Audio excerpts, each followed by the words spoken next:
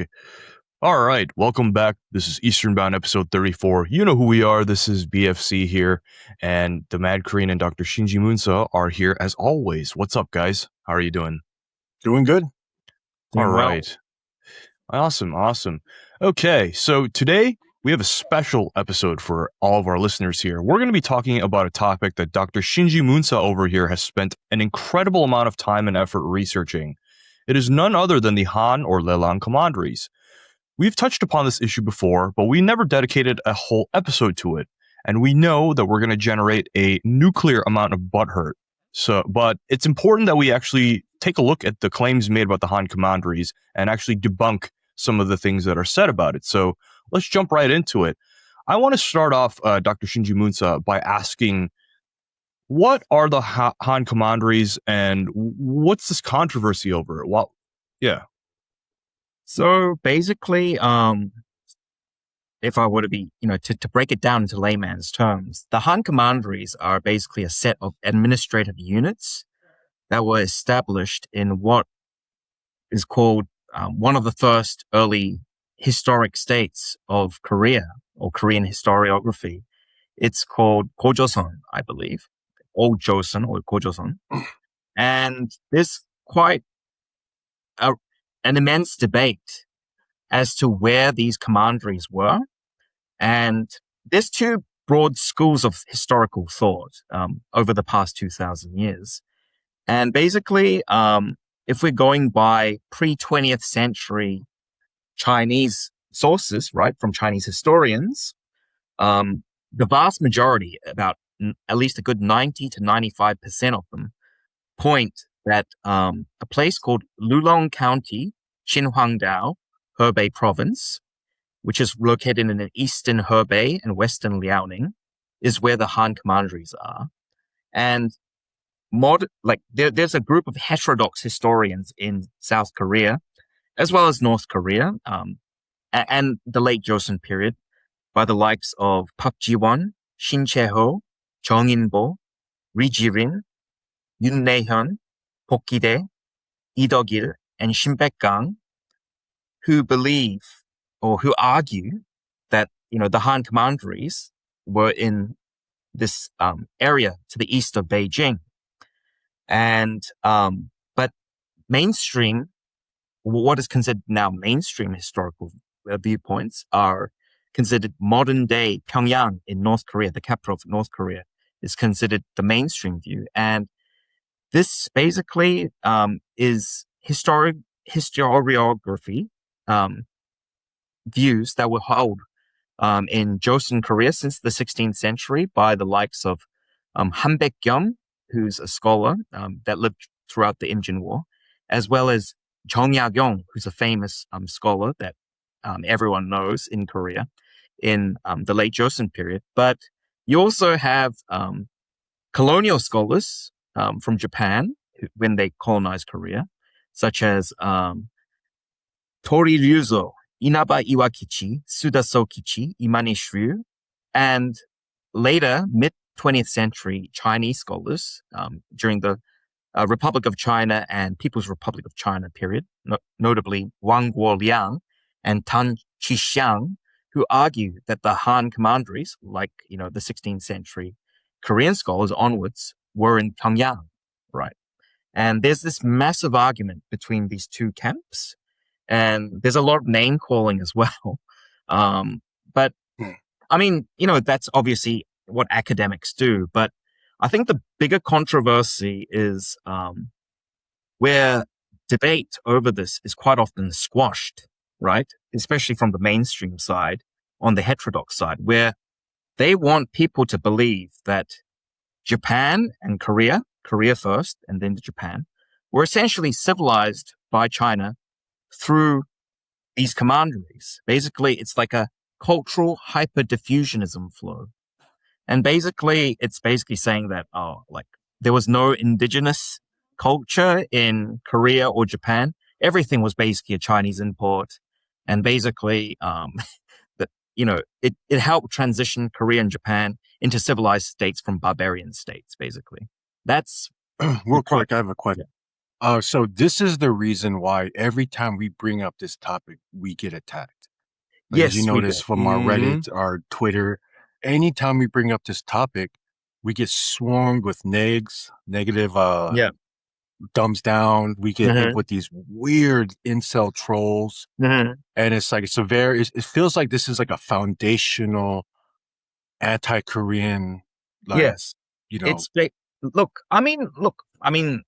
I'll be honest with you.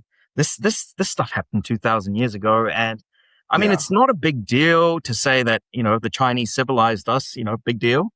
But, yeah, what I'm sort of saying is that when you look at the evidence objectively without any emotion, right?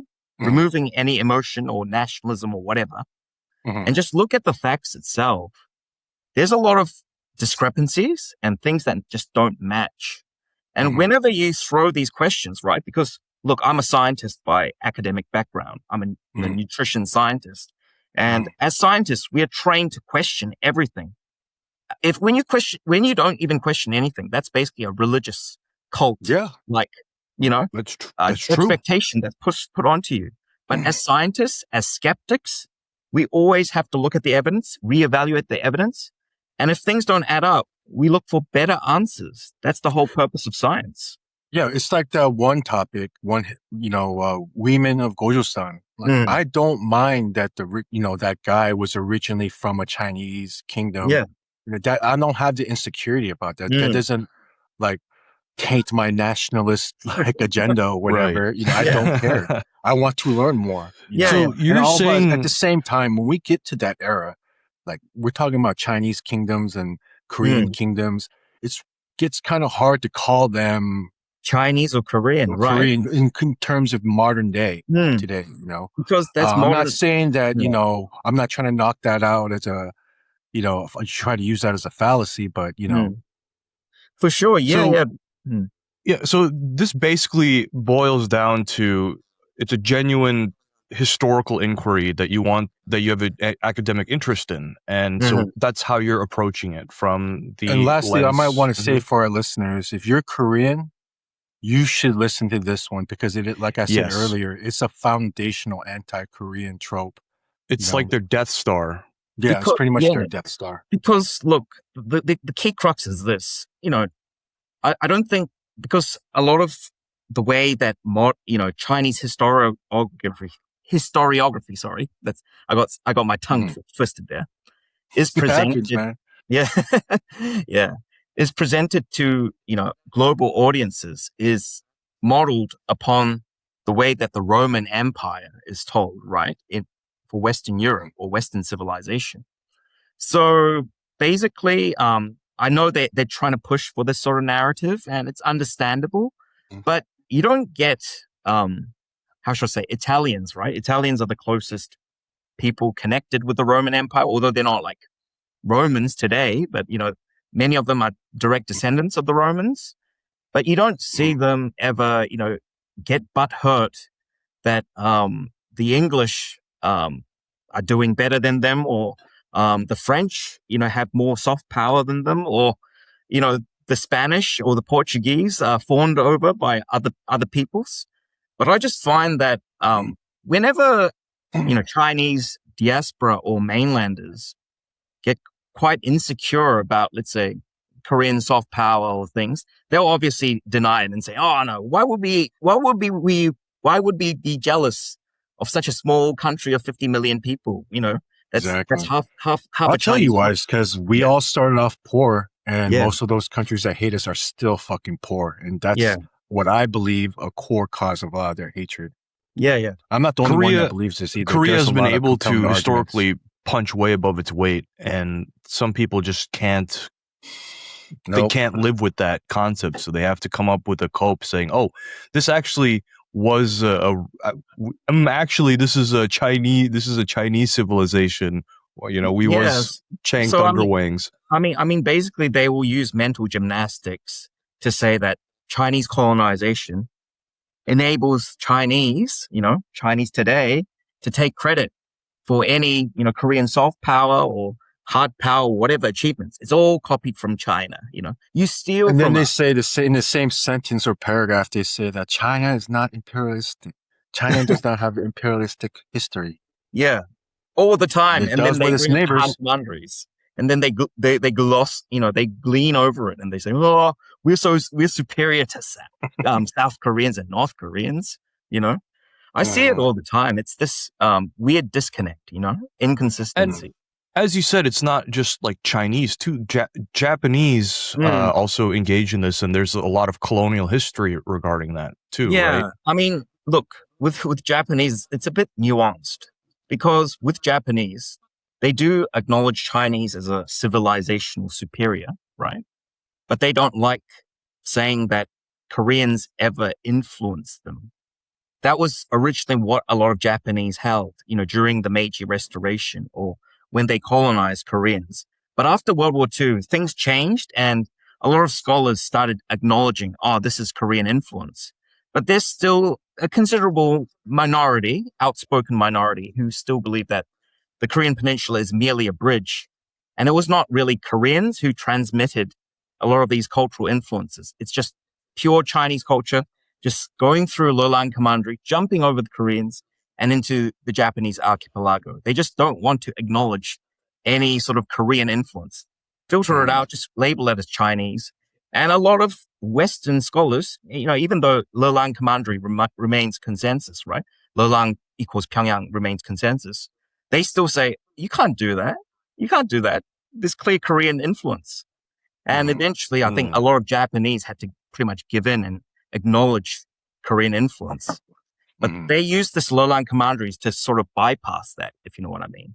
And they somewhat still do, They claim the Koreans who immigrated to Japan were not Korean, but actually ethnically Chinese, even though they can't prove that. That's the sort of level of mental gymnastics. I mean, I'm not trying to generalize all Chinese, but there is an overrepresentation of like this unawareness, Yeah. Like their xenocentrism is so like socially inept sometimes, Yeah. And they, I've had a friend, she's a close Chinese friend of mine, and she was asking me, why do Koreans not like Chinese people? And I mean, I didn't give her the answer back then, but part of the answer is because they act in the socially inept way. I'm not saying all Chinese are like this, but it's always this incel coded, terminally online. They go into, I noticed when they go into this, like, I guess, like this trance, like this cope trance where they just blurt cope, like, like China rise. Someone said that the Western man fears the Chinese man. Something like there's some type of like weird trance they get into. This weird cope trance. It's a coping really mechanism. pathetic. It's like a bender, I mean, it might look cool in your little circle group, but to the rest of the world, you look like a chump. That's just being real, Especially when you like have to resort to insults instead of actually engaging with the material that this is exactly what we're talking about. When we every time we bring this topic up, like they always start doing the ad hocs, they start going after us, not the arguments, not whatever. They try to brand us either nationalists or fascist, revisionist, pseudo historian. It's all the labels. But they can't point out where we show that. It's just labels. It's very actually typical like Marxist agitator type of behavior. Yeah. It's a very emotionally based kind of thinking instead of the scientific inquiry we're trying to actually pose here. And then they'll say that in the same sentence that their opposition has no place in civilized discussion when they're agitating with no intention of getting to like the truth, Yeah. Or or even listening. So, I mean, I guess we can jump straight into it, right? Yes. So, I mean, let me share a bit of the screen because I'm going to later show some primary sources as we speak, right? But I'll bring up the first. Let me give a brief sort of summary. So, the Han Commandery starts off with the Han conquest of Gojoseon. And based on the mainstream consensus, the commanderies are in North Korea. It's the first example of Chinese political administration on the Korean peninsula, where Chinese civilization is transmitted to Koreans, and Korea basically emerges as a Chinese imperial frontier. Okay. That's basically the story of the Han Commanderies. But the first issue that I'm going to bring up is this. There are 4 commanderies, right? But they're supposedly established in 108 BCE, so in the 2nd century BCE in North Korea. But the problem is historians in the 1st century BCE, the 1st century AD, basically say there are 4 commanderies, but they don't explicitly give the names until 500 years later, right? And, Sima Qian, who's the first historian who talks about the Han Commanderies, he was actually alive during Emperor Wu of Han's Gojoseon campaign in 109 BC to 108 BCE. And he wrote this account in 91 BCE, shortly after, but he never once lists the names Lelang, Lintun, Xuantu, or Zhenfan in his chronicle of the war. And basically, mainstream historians claim, the 4 names are omitted simply because, for brevity, right? But if revisionist historians find it, highly suspicious because, it's the premier state archive of the Han Empire. And usually when Chinese dynasties win a battle, right, they gloss over their victories. And, when Goguryeo Baekje fell to the Shil and the Tang dynasty, they actually gave, a census of the populations that they had conquered, the names of the commanderies that they had taken over in Goguryeo Baekje, and the fortresses, and they gave immense detail. And the Han dynasty usually does this for, other states that they had conquered in northern Vietnam, like the Nan-US state or the Lelang state in southwest China in Yunnan province. But with Gojoseon, they don't do this until like 445 AD, long after the commanderies are supposed to have been extinguished, which is very suspicious, right? And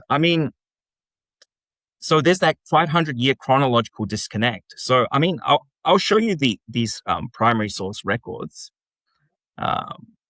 Sure. So while you do that, I'm noticing that basically they retroactively just interjected, these were the actual names. It's kind of like a case of presentism, right?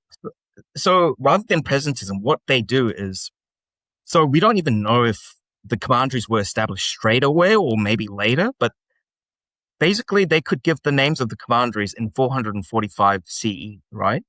But in 91 BCE and 80, CE, 82 CE, sorry, they say there are 4 commanderies, but they don't give the names. So that means that because, these dynastic chronicles get regularly reprinted or, rewritten and, reprinted again and again over the centuries, right? So it's very possible, although, some people would try to debate it, that these sentences, Han Wudi established 4 commanderies, was actually snuck in there, basically, because at this time they didn't have woodblock printing, right? Woodblock printing came in the Tang Dynasty period, which is roughly around the 7th to 8th centuries. During this time, everything was written on bamboo slips, right? And tied up in scrolls. So basically, technically speaking, if you wanted to, you could sneak in, certain phrases. And I guess they could sneak in the 4 commanderies, but they couldn't sneak in the names of the commanderies, because if they did, it would look a bit out of place, I guess. But yeah, it's very confusing as to why they left them out if they existed in the first place. See, if you can see, thereupon, Joseon was pacified and made into 4 commanderies. That's basically the original text of Sima Qian's Shiji. I'll scroll down. Then you go to Bangu. He's the guy who writes the Book of the Han. He also copies what Sima Qian has wrote in verbatim. Thereupon, Joseon was pacified and considered as 4 commanderies, right? But he doesn't give the names. And then you jump 500 years later to Fan Ye, who worked in the Liu Song court, and he says, Emperor Wu destroyed Joseon and divided it to establish the 4 commanderies of Lelang, Lintun, Xuantu, and Zhenfan. So this is the first time it appears 500 years later. So, it's extremely, I don't know, it's not credible as a historical sort of argument, because what historians do is, the older the record, the more reliable it is, compared to later sources. But the fact that, with these later sources, they have more details, it suggests a potential embellishment of those sources later on, which means that, whether they had 4 commanderies is, questionable in itself, right? I'll stop sharing for now, but that's the first issue. Okay. The name of the commanderies could have been retrojected, 500 years later. The second problem is where, when the Han command, when Gojoseon, when they sent troops to conquer Gojoseon, usually, when the commanders win a battle because they said that they conquered and destroyed Gojoseon, right? Usually they're promoted, right? And they're given gifts, right? That's what you would usually expect, right? That's common sense. But if you actually look at what the reality is in Sima Qian's records, it suggests that the 2 commanders, their names are Shunzi, and Yang Pu. So Shunzi is the leader of the land army. He commanded 50,000 troops. He was executed via beheading and having his body sliced into a lot of parts, basically. Yang Pu, the admiral of the fleet, he basically had to pay 500,000 wushu coins. So these are coins. He had to pay 500,000 of them, and he was stripped of all his titles as a general, and he was demoted to a commoner. Right? That's how he survived. He barely survived getting executed. Yang Pu, and basically, I mean, if they supposedly destroyed the Gojoseon and established the Han Commanderies there, it just shows that this bizarrely harsh punishment, that Han Wudi, gave to his 2 commanders, demonstrated that the military campaign was an utter disaster and an empty political stalemate. Because what it states in Sima Qian's records is that the last king of Gojoseon, Ugo, he basically got assassinated by his ministers, right? And the reason why Gojoseon lost the war was not because of Han military might. It was because there was an internal coup d'etat, right? And that's exactly why, these Han commanders were executed, because they were not the ones who actually brought down Gojoseon. It was an internal coup that brought down Gojoseon. So, it basically, yeah, I'll show you the records, right? Because I want to show my receipts, right? Because of course, we're a history podcast. That's what we do here. We have to show. Yeah, let's take a look at the primary sources here. Yeah. So yeah, I just want to check. Yeah.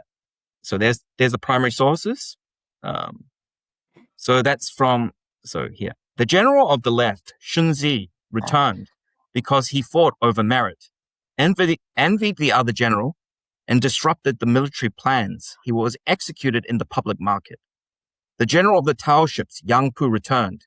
He was found guilty because his troops were few, and he was held at Wangam City. Wangam City is the capital of Gojoseon, by the way, which is the same name as Tangun Wangam, by the way. He was sentenced to be beheaded, but he ransomed himself to be a commoner. Yeah? What were you about to say? Oh, was there something? No, I was just saying Wangam. I was like, Tangun Wangam. Yeah, so Gojoseon, as you can see, called itself, its capital city after the legendary founder. You can sort of see these examples across the world. Like, for example, Rome is named after Romulus, the legendary founder, who was raised by a she-wolf, right? And then you have Athens, named after the goddess Athena, right? The Greek goddess Athena. And, you got Alexandria in Egypt, named after Alexander the Great. And Wangam, I believe, is named after Tangun Wangam, right? So even though, people say that, Tangun Wangom is a 13th century invented tradition by a Buddhist monk called Irian. There's actually historical records going back to the 1st century BCE. At the time, that Sima Qian lived, that actually show that, there was a city called Wangom, and probably this was after a legendary founder. And, there were some records about this city, right? And Irian, the Buddhist monk of Korea, he wrote it down. So, it just shows that, that name wasn't just invented out of thin air. It has a source. And when we talk about sources, it's always like we're always the ones, even with me with modern history, I'm always the one putting all the sources, but they never return it. Hardly ever. I think out of the hundreds of confrontations I've been online over history, there's only been like 4 or 5 times where an anti-Korean actually produced sources.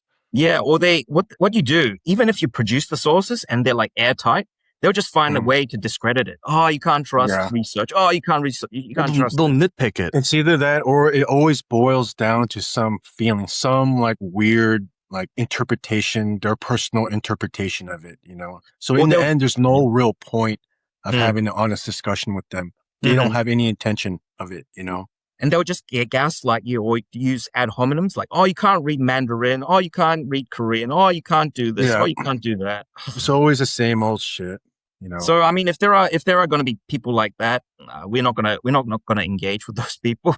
But honestly, like, think about it logically. Like, if you won a war, would you execute your general or admiral in a public square or demote him to communist in status? Such a brutal manner too, just getting chopped up to pieces? And the names. That was the way we did it back then. You saw pre-modern ways. When we executed someone, we chopped them up in 5 pieces. And we sent the body parts all over the country.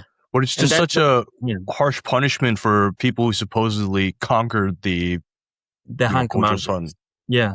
And one common thing they used to say back then, when they talked about hating someone, they always talked about eating the liver of their enemy. Yeah. Like, I hate him so much. Even if I eat his liver, I'll still hate him. They used to say shit like that a lot back then. Yeah. It's a a way of expressing back then, a figure of speech, should I say. Yeah. So, I mean, that's the 2 main problems with the Han Commanderies, the textual ones. But I mean, so obviously that kind of sort of shows that the Han Commanderies itself is kind of a bit wishy-washy, if you know what I mean. But that's just one point. I think we should probably move to the next topic, right?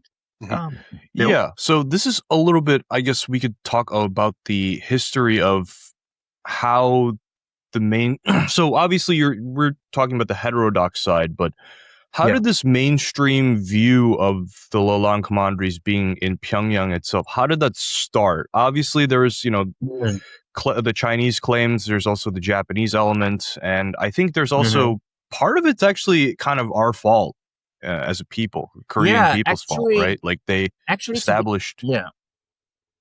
Yeah. So basically, it's ironically speaking, this is going to probably make a lot of Koreans angry, actually. But believe it or not, before the 20th century, before the Republic of China was established, the heterodox views that I pointed out already were actually the mainstream views of the Chinese historical geographers. So what we're presenting isn't even like nationalist pseudo-history or whatever. It's actually mainstream Chinese historiography. But from around the 14th to 15th centuries, around the time that Korea was transitioning to Joseon, right? With the rise of Isangye, where Neo-Confucianism replaced Buddhism as the national religion, and to normalize or spread Neo-Confucianism throughout the Korean population, we needed sort of like an anchor figure, right? To say, this is the reason why we are looking back in history, why we should actually follow Neo-Confucianism, because it's been in our history and our heritage for thousands of years, right? This is an example of an invented tradition. And that invented tradition is called Kija Joseon. And I believe, the Mad Korean and I have actually made a video on Kija Joseon. And without a doubt, it also triggered quite a lot of people who get very enthusiastic about the Han Commanderies. It's like when we post about like current events, we get a lot of likes and support, but anytime we get into this part of history, we get targeted, it seems like. Yeah, So, because it's very he touchy. just destroyed the Death Star. It's basically, it's what you have in your head, right? Mhm. We colonized the Koreans. We are superior. You must listen to us. Your opinions don't matter because we have a longer history than you. We're more geopolitically superior than you. That's basically the argument. And I'm like, okay, that's quite irrational, but that's what they want. But yeah, so it actually, a lot of heterodox historians I know, they like to bash on the Japanese colonial scholars, and to an extent that's true because they provided the archaeology for Gojoseon and the Han Commanderies, right? Han Commanderies especially. But actually, the concept of the Han Commanderies being in Pyongyang actually precedes that. And Joseon scholars, by placing Joseon in modern day Pyongyang, right? Because modern day Pyongyang wasn't called Pyongyang until 1413, right? That's when all the historical, how should I say, invention or association or, distortion happened, where they retrojected Joseon to, Pyongyang in North Korea. And then naturally, because Joseon is there, then Wiman Joseon is also there. Then the Han Commanderies is also there. And also, as I'll show you later, Goguryeo Pyongyang is also there. And Koryo's Seogyeong, or Western capital, is also there. So they basically, put a nail and then they hammered it, from 1413 onwards. And basically the two key Joseon scholars who were inspirational in that was Han Baekgyeom. He's a Joseon Neo-Confucian literatus that was active, especially during the Imjin War, because that's when he writes about how Joseon, Wiman Joseon, and the Han Commanderies are in Pyongyang. And because he established that template, then you had other Shirhak or New Learning scholars from the Joseon period who are well respected, like Chung Ya-gyong, as well as An Jung-bok, who wrote Dongsa-gang-mo, another important Korean history book of the pre-modern past.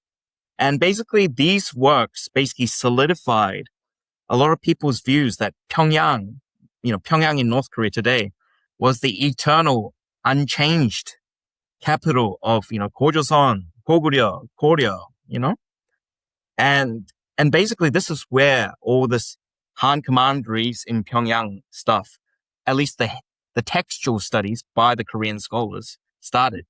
And at this point in time, you'll find, when you compare with other Chinese scholars, which I'll go in depth later on, they never considered modern day Pyongyang to be anything to do with Gojoseon or Joseon. So it's actually started off as a Korean historical distortion, not a Chinese one. And the Japanese only latched onto it in the late 19th, early 20th century when they had to colonize, Korea.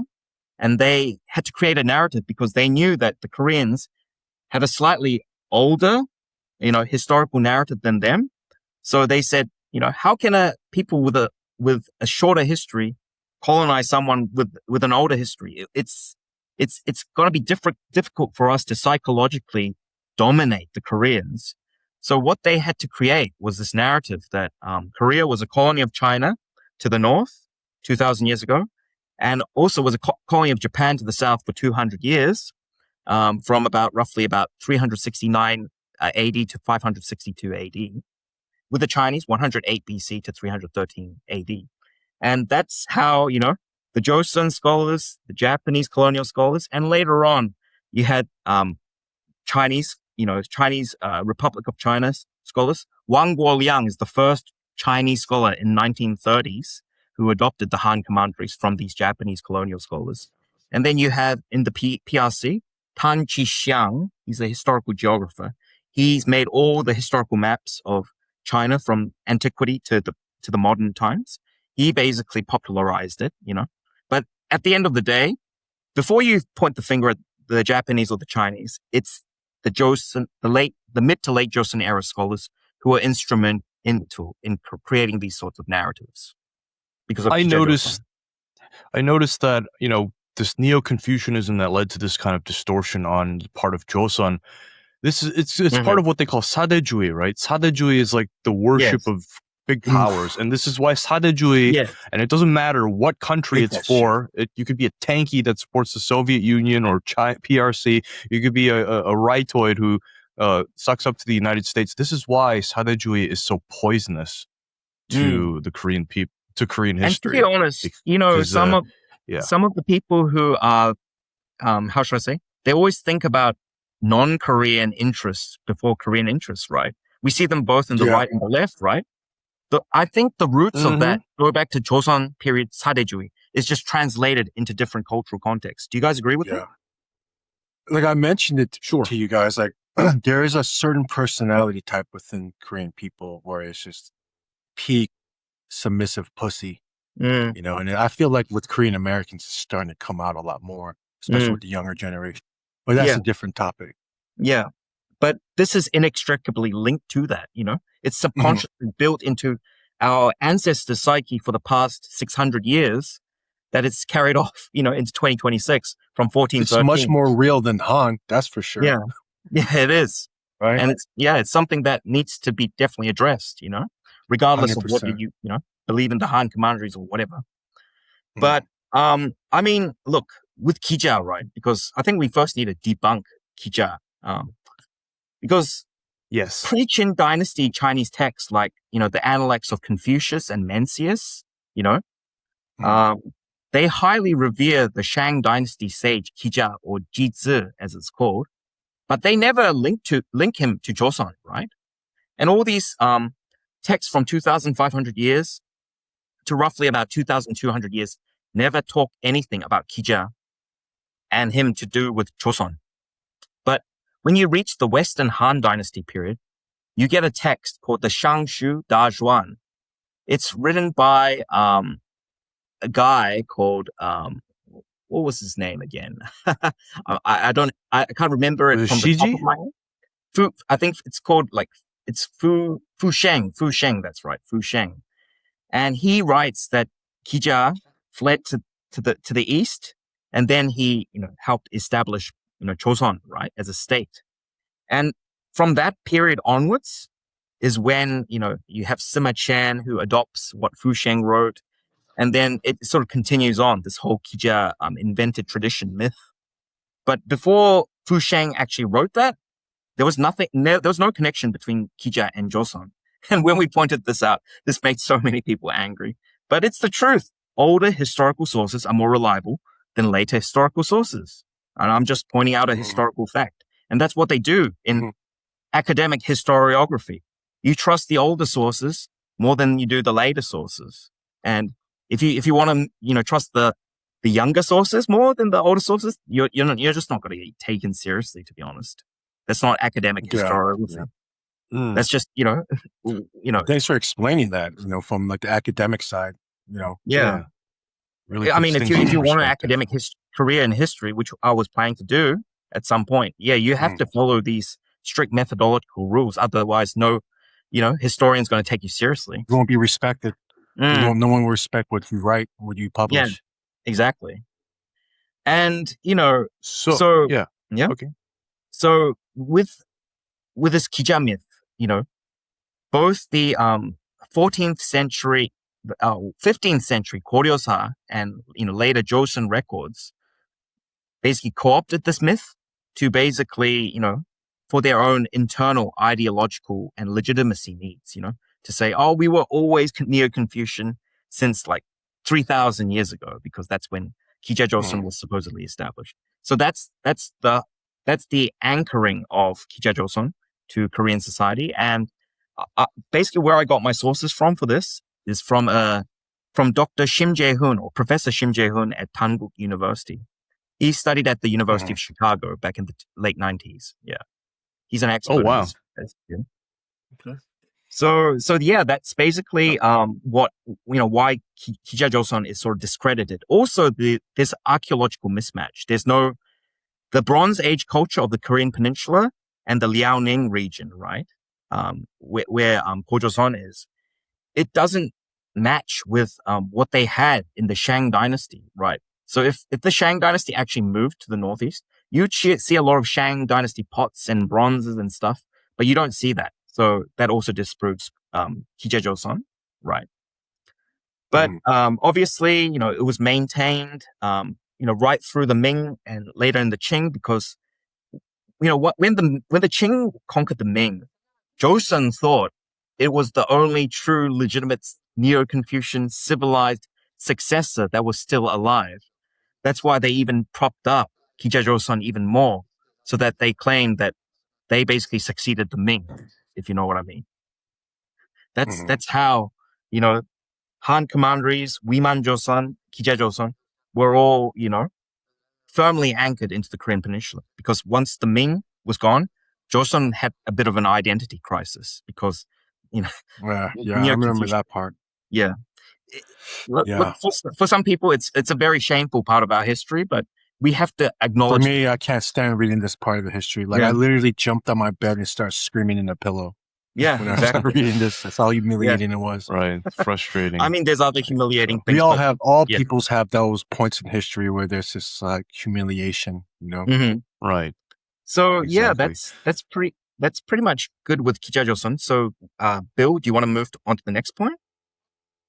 Yeah. So, I mean, we touched upon this briefly, but let's actually talk about. So, we established that there is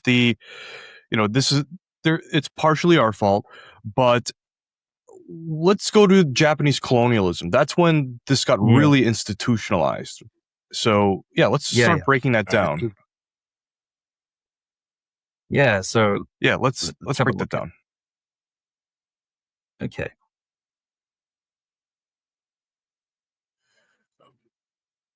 I'm just gonna go to that to that part, okay? Yep, no worries. So with the Japanese part,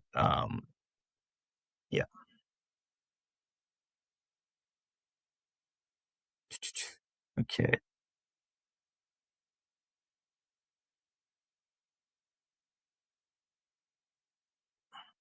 So I think should we mention about the textual historiography that the Japanese sort of took from the Joseon-era scholars. Yeah, I think that's a good starting point. Let's start with that.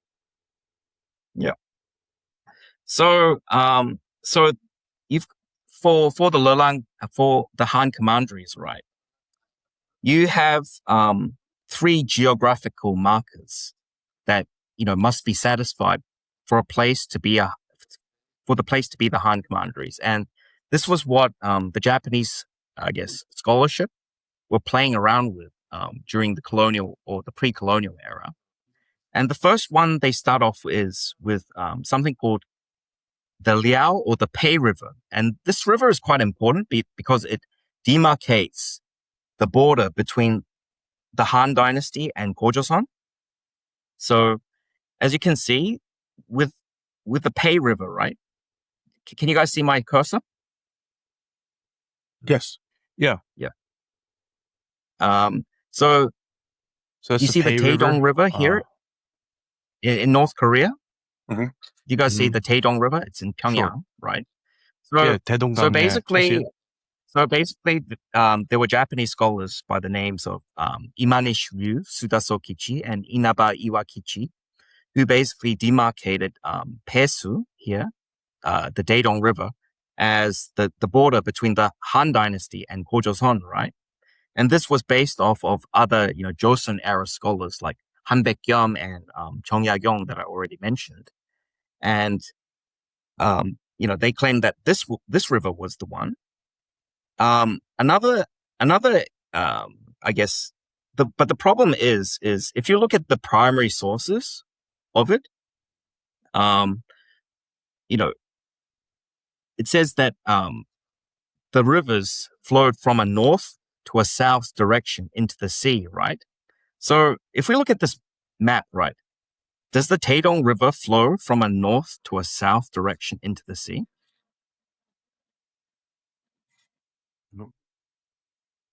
No, north to south, right?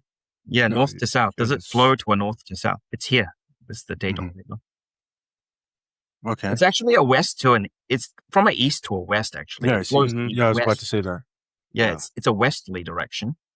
Mhm. So that means that the Taedong River, based on the geography of the text, like the facts provided by the text, doesn't actually flow in a north to south direction.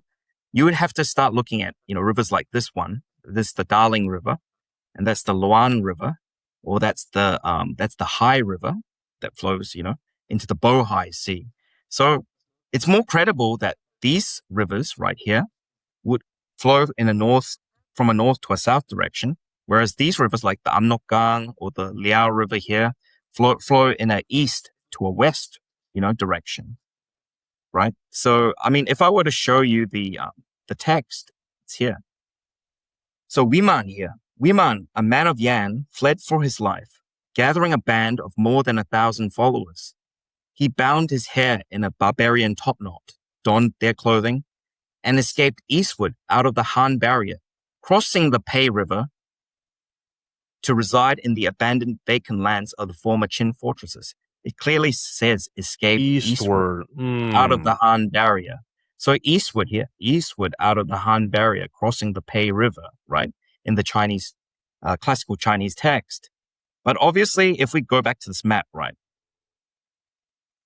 we mind moving from here to here. If we put the Taedong River as the Pei River, we're going from a north to a south direction. So it would say we mind cross south across the Pei River, to reach Gojoseon, right? But I mean, if we place the Pei River here, then obviously west to east, he moved easterly. That makes more of sense, right? Based on what the original records from 2,100 years ago, when the events unfolded, they actually match they satisfy the geographic conditions basically, and basically the Taedong River, which the Japanese and the Joseon-era scholars are pushing for, is not making sense, right? So that's the key thing, obviously. But that's not the only record that talks about it. If you go to something called the Showen Jietsu, or the Solmun Heja in Korean, Showen Jietsu. It's basically an encyclopedia of how different Hanja or classical Chinese characters are pronounced at the time that, this Han dynasty individual lived, 1,900 years ago. But he writes about the Pei River. Pei is a river. It originates in Lufang County of Lelang Commandery and flows east into the sea. Another account there it is again. It originates in Peishui County. It is a northern waterway. So if we look at the map again, I went too far. So here's the map, right? It's a northern waterway. If we put the Taedong River here, it wouldn't be a northern waterway because the Han dynasty is here. It would be an eastern waterway, number one. Number two, flows east into the sea. Does the Taedong River flow east into the sea? Flows west into the sea. So it's either could one you of actually these. Scroll back down to that text about the river? Because I just noticed something that might be interesting too. Okay, Pei's River. It originates in Lufang County of Lelang Commandery. So they're saying the river starts in the Lelang Commandery. Where if you go up to the map, well, Pyongyang is not where the Taedong River originates. See, it's all the way Pyongyang is right there. So, and if you're saying Lelang is in Pyongyang, well, then how does that contradicts exactly what the text says, that the river originates from Lelang and goes down. Well, how do you explain all this extra river, to the east of Pyongyang? Yeah, exactly. So that's why, what the original historical texts say and what these guys with their confirmation bias, right? Because they want to put everything into Pyongyang, are trying to do. It doesn't match with the text. And one of the ways they try to overcome it is say, oh, it's just a clerical error. It's a mistake. But I mean, look, if it's one mistake that they make, fine, I can accept that. But if it's a mistake throughout the whole, collection of text that we're showing, well, I don't think it's a mistake. I think maybe perhaps you're bringing your confirmation bias to the interpretation of the historical records, right? That's what it sounds like to me. Because it's not just one record; it's like multiple records, and that's just one. That's another one, right? That's the second one. Third one from another geographer from the 6th century AD. His name is Li Daoyan, Shui Jingzu, or it's called I think it's called the records of the waters and the ways or something. Tracks. See, Li Daoyan's Shui Jingzu tracks the river flowing strictly in a southerly direction, past counties before hitting the ocean.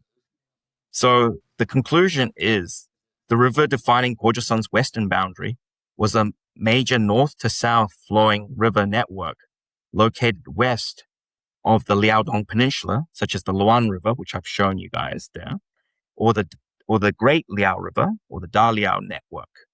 And this is the next one from Li Daoyan, who I mentioned. So here, the Pei River originates from Lufang County in Lelang, flows southeast past Linpei County, and empties into the sea to the east, right? It's slightly variable from what they had here, right? But ultimately, they talk about the Pei River flowing east, right? And ending in the east. Ending in the east, yeah. So I just went a bit too far, but here, again. So, whether one of these counties are here, Lufang County is here or something, it just flows west. I mean, unless you defy the law of physics and go all the way here. Yeah. I don't think so. The more logical ones are here or here or here, That's probably where the border between the Han and Joseon was. But they keep on trying to put it into the Daedong River, and it just doesn't match. And I'll show you what the mainstream, or the Japanese colonial scholars, modern day South Korean historians, and what do you call it? The mid to late Joseon-era scholars have argued. So, Dr. Moon Sung-jae, whose works I've largely cited here, he actually has 2 PhDs, one in classical Chinese literature, so he's very good at interpreting Chinese texts, right? He's done it at Seoul National University, and he also did Chinese plays, right? He studied Chinese plays in Nanjing University, so he has 2 PhDs.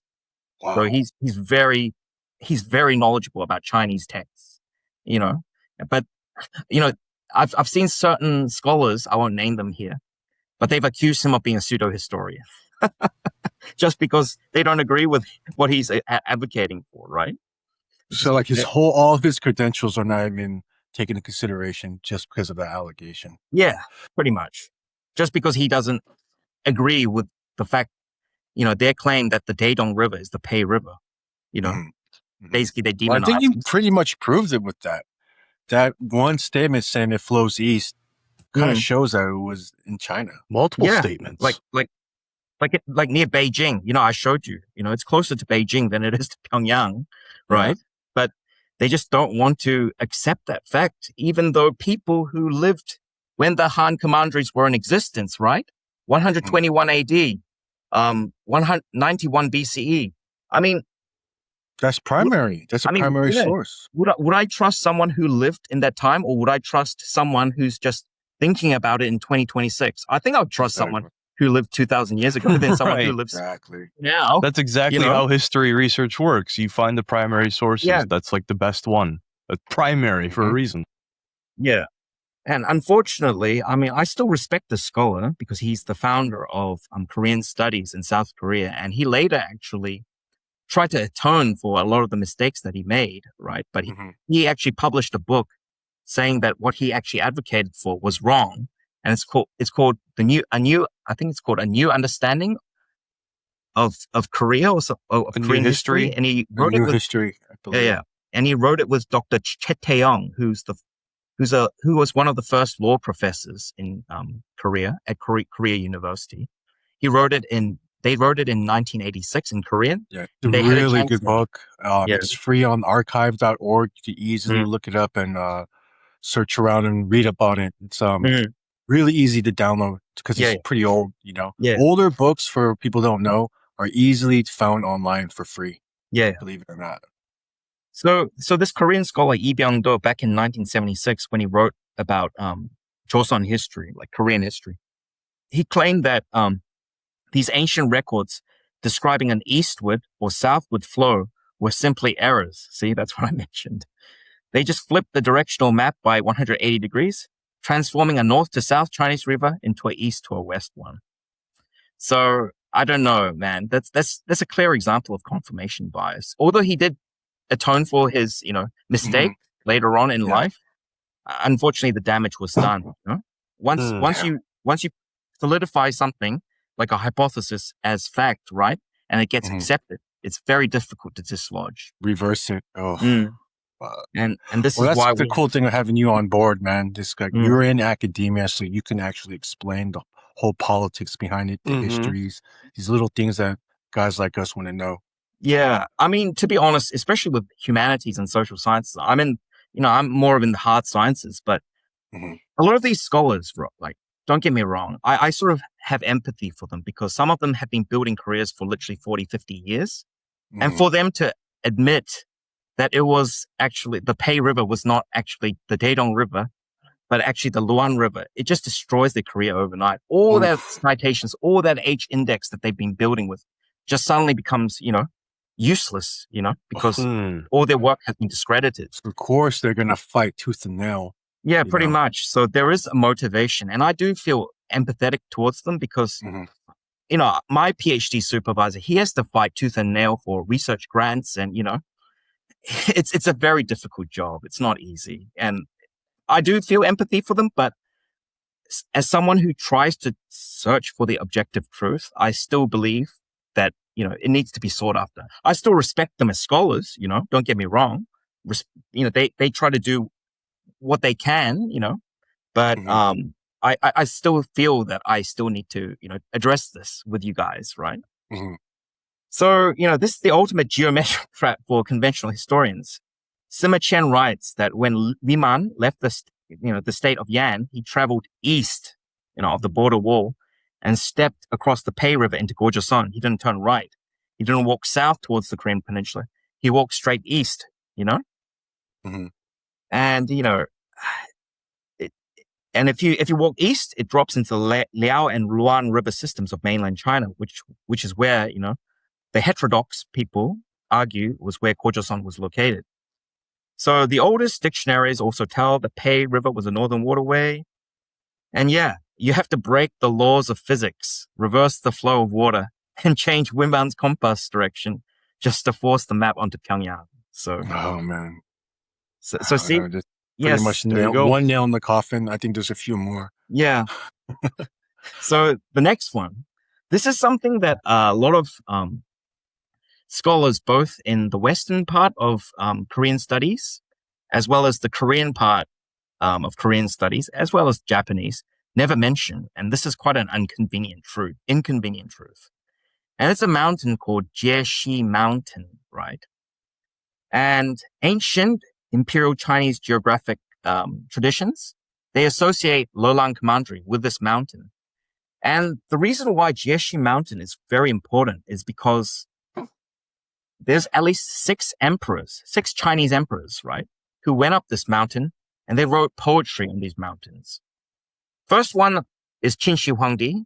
He's the famous one who unified what is now China, creating the first imperial dynasty. He wrote a poem. He etched it onto the mountain and it's still there, when you visit the mountain today. Next one is Han Wudi, who conquered Gojoseon. His name is he also etched some poetry onto that mountain. Then you have Cao Cao from the Three Kingdoms. I'm pretty sure you guys have heard of Romance of the Three Kingdoms, right? Next one is Sui Yangdi. So Sui Yangje, he's the guy who invaded Goguryeo with over a million troops and failed. He also went up this mountain and wrote poetry on that mountain. And the last emperor who went up that mountain is Tang Taizong or Tang Taizong. he's also the famous emperor who tried to invade Korea, was initially successful, but he lost his right eye in the process and he died not long after. He also went up that mountain and he also wrote poetry on that mountain. So basically, this mountain is very important in with Gojoseon because for the geographic conditions to be satisfied, you have to have the Pei River, Jieshi Mountain, and later on, which I'll talk about, is the eastern end of the Great Wall. And as you can see in this map, right? You guys can see it says Mount Jieshi, right? Can you guys see it? Mm-hmm. Yeah. Yeah, of course. Mount Jieshi. And, you've got the Luan River flowing here, and you've got the eastern end of the Great Wall. This is basically what is Joseon. Not all the way in the east, we can't see in the Korean Peninsula. It's all the way up here, right? And Mount Jieshi, which I'll show you in primary sources, is located here. But obviously for Lelang Commandery, as the Japanese say, to be in Pyongyang, you have to have the Han Commanderies is literally stretching all the way into the Korean Peninsula, all the way, it covers, it covers all that land, Manchuria and North Korea, which is functionally quite a bizarre commandery, It would have to reach all the way here, It just doesn't make sense. So yeah, Jieshi Mountain. I will touch up on more primary sources as we speak, but which we will also talk about. The Great Wall and its eastern terminus. So basically, where Lelang Commandery begins is where the Great Wall ends, right? The Great Wall. And there's roughly 3 theories about this Great Wall, right? One of them, which the Japanese scholars advocate for, is basically they said Suwon in North Korea is where, which is close to Pyongyang, is where the Great Wall of China reached. And if you've guys done a bit of Google searches, especially after the 2000s, a lot of his history maps showing the Qin and the Han walls, they reach all the way to Pyongyang, right? And did you actually know that it's actually not done by Chinese originally? It was actually done by a Japanese colonial historian. His name is Inaba Iwakichi in 1910. And then he was supported by South Korean historian Lee Byung-do, who I mentioned, earlier. And basically the China National Museum too. Yeah, the China, basically they're citing Inaba and Lee Byung-do. They're not making the claims themselves. They're just using Japanese colonial historians and South Korean, historians. Well. They can avoid accountability.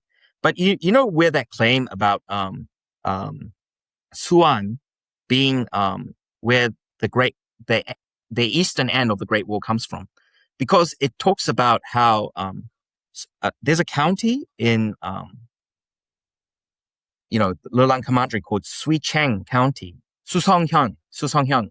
They basically say Susong and Suan sound similar. So they're basically trying to put like a second century BCE geographical label based on the place name from the 20th century. That's massive historical anachronism. That's highly anachronistic. Yeah, because, Suan could have been something completely different, a few centuries earlier. In layman's earlier. terms, we call that grasping for straws. Yeah, grasping for straws. And exactly, this is how Suan was associated with Susong County or Suicheng County, of Lelang Commandery. And that's why the Chinese draw the Great Wall all the way to to Pyongyang. And, you have these South Korean NGOs like Vank.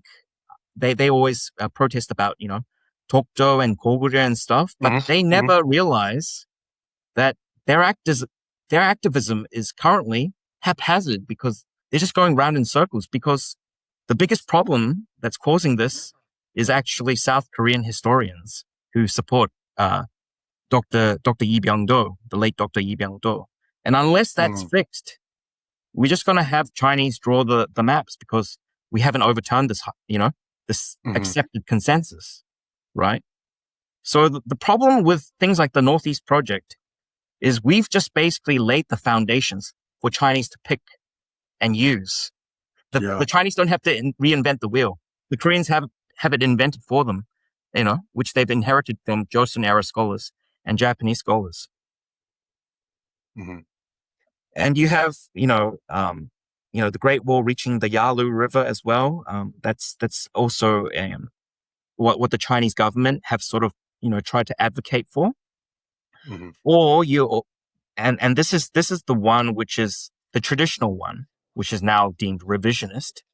But, it's where I showed you. Mount Jieshi is all the way over here, Mm-hmm. Mm-hmm. next to Beijing. And that's literally where all the emperors went up, right, to write their poetry. If the Han Commanderies really are in the Pyongyang area, there should be a Jieshi mountain here. But they don't ever explicitly mention this mountain. That's the problem with a lot of mainstream scholarship, is they avoid this altogether. They just completely glaze over it,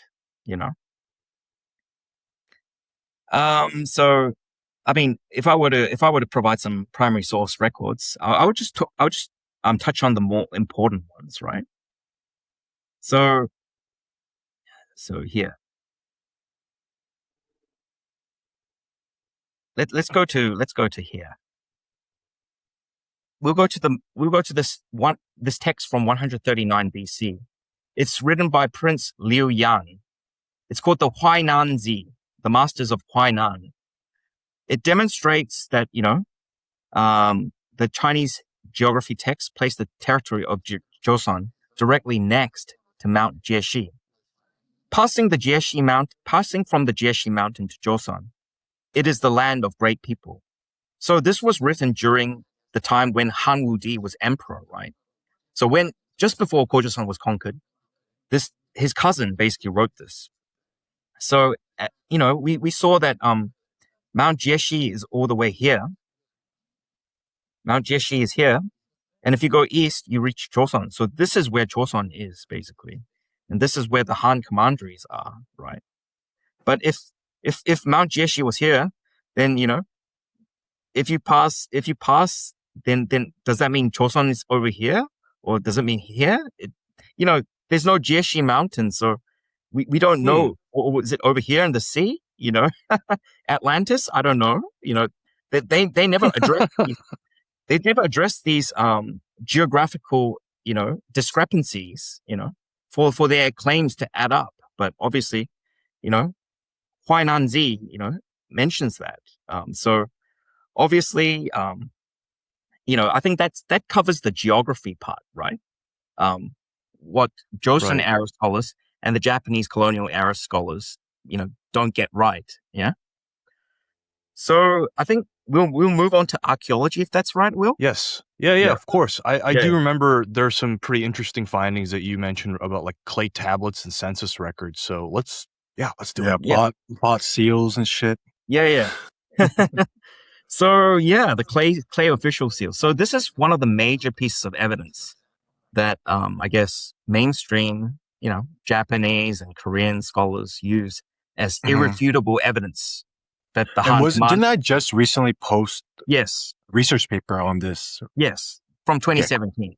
I saw that. Yes, and basically, obviously, there are some genuine, seals that have been found, quote unquote, found, and in the museum in Pyongyang, but so they rely on these Lelang governor seals found in Pyongyang, but the ledgers, there's some ledgers.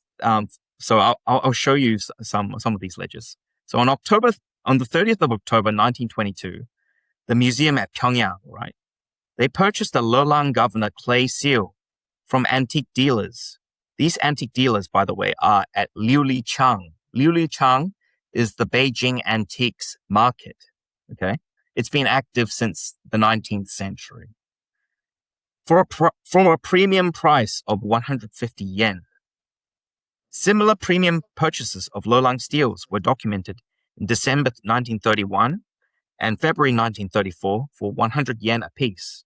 So Dr. Moon Sung-jae, he argues that creating a highly lucrative black market for unprovenance artifacts incentivized local antiquity dealers to also mass produce or misattribute forged clay stamps, which scholars then used to backward engineer a historical colony. So there was also local black markets flourishing because of these these seals gaining a lot of money, because 150 yen, 100 yen a piece, that's the equivalent of like several $100 US dollars today. So it's a lot of money, 150 yen's like less than $1 today, but like back then it's like thousands of dollars. So, that's like a whole month's or half a year's salary right there. So obviously you also have these forgeries, but I think one of the smoking guns that goes beyond, this is just a mere forgery, is that they found seals, right, that are anachronistic, right? So basically, just a bit of history, a bit of Chinese history. So, the Han Dynasty was ruling around the time when Joseon was conquered and the Han Commanderies were established. They had governors, and those governors were called Taisho. And obviously, the capital of Joseon was called Lelang, okay? But there was a brief interregnum period between 9 AD to 23 AD, and it was ruled by a guy called Wang Mang, who was a court official in the Han Dynasty. He briefly established a dynasty called the Shin Dynasty. And during his time, they basically changed the names of the titles of the administrators, as well as the commanderies themselves, right? So instead of Lelang, you had Leshan Commandery instead, Leshan Commandery. And instead of Taisho, you had Da Yun, okay? Da Yun, they called the ruler of or governor of a commandery as Da Yun. But, what they found, from some of these seals that the Japanese said that they had found was things that said Lelang Da Yun or Leshan Taisho. See, Lelang Da Yun. So they're basically mixing Lelang with Da Yun. And obviously, even in that short period of 14 years, basically, if you got something wrong like that, that's considered forgery or fraud, right? Mm-hmm. You're fraudulently claiming to be an administrator, and you'd get executed for that. But the fact that they're calling someone, not Le Shan Da Yun, but Le Lang Da Yun, means that it's basically a forgery. And also another point that Moon also points out is the stamp that says Le Shan Da Yun is completely absent from the Pyongyang archaeological record. So, it doesn't show that, they've shown, that there's Lelang Commandery seals, but then why are you mixing up Shin Dynasty title names with Han Dynasty Commandery names? And why is a Shin Dynasty seal completely absent from the hundreds of, seals that you found, in this particular place in Pyongyang? And Sekino Tadashi, he's the guy who's, found all these tombs, found all these artifacts. He writes specifically that he purchased various Lelang excavated goods that were systematically prepared and gathered, from that Liulichang place in China, Beijing, that I mentioned, and funneled into the museum. So, they're saying that it's a systematic, effort. But also, North Korean scholars have also independently shown that it's almost virtually impossible to replicate what, these Japanese archaeologists performed. So one example is basically in 1969, there was a North Korean archaeologist by the name of Park Jin-wook. In that area where they found those hundreds and thousands of seals, right, that showed irrefutable evidence that Lelang Commandery was there. So 300 square meters, right? That's about half the size of a house, right? Around the place. They basically dug all the time, I think they spent at least a good year or two digging, but they found 0 seals, okay? Mm-hmm. Absolutely none. I mean, usually, even if you dig, right, there's usually a few dozen or so seals that remain that are found later, when you go there for another dig. But they found absolutely zero. And they tested the soil and they found that the clay seals do not match the geology of Pyongyang graves. So it means that the soil, that was brushed off is from a foreign place. It's not even from Pyongyang, for that matter. And the physical stamp dimensions, because the Han Dynasty, they systematize everything, and it has to be a certain length and width. But also the stamp dimensions don't match the regulations that the Han Dynasty had put place. Okay? And another smoking gun, and this is actually positive evidence rather than negative evidence, is that one of the four commanderies, the easternmost of the four commanderies, called Lintun Commandery, they found a seal in a place called Jinzhou City in Liaoning Province, right? It's in the west of Liaoning Province. And it's from a professor that I personally met and I know. And he published this paper back in 2001. They found the seal in a grape field back in 1993.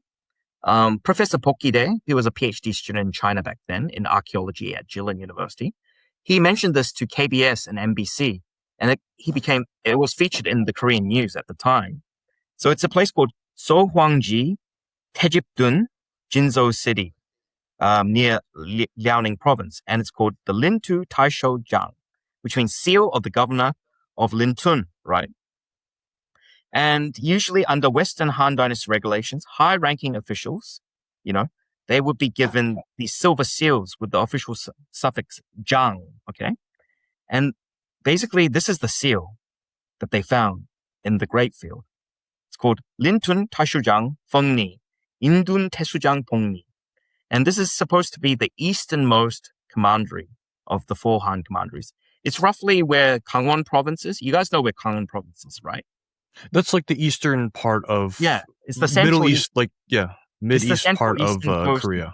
Yeah. So this is basically where, Gangwon Province is. You guys can see me pointing my cursor, but they're saying that they found this seal, right, of that Lintun, governor over here, all the way here, not here, here,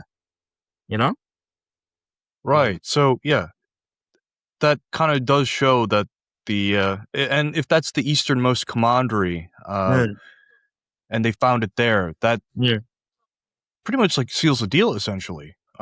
Pretty much. It's a nail in the coffin. Yeah. Another one. There's multiple nails that we nailed already. And see, also Professor Pork also says a single assistant seal, Chung, right? There was only one seal that was found in that area. Unless it's the capital city, Xi'an or Luoyang, right? Xi'an and Luoyang are deep within China, right? Or in the western part and the central part. You get hundreds of seals there, but in other places, like Lelang Commandery, which is peripheral, you're only supposed to get a few dozen at the most. And as you can see, Lintun only yielded one, but the Japanese say that they found 200 seals in Pyongyang alone. That's very bizarre for a frontier border state. Right. It's miraculous. Yeah. So obviously, this is basically the seal. But obviously, a lot of South Korean historians, although this paper was published back in 2001, they've completely ignored it, and they haven't even refuted this discovery, actually, which is quite sad. But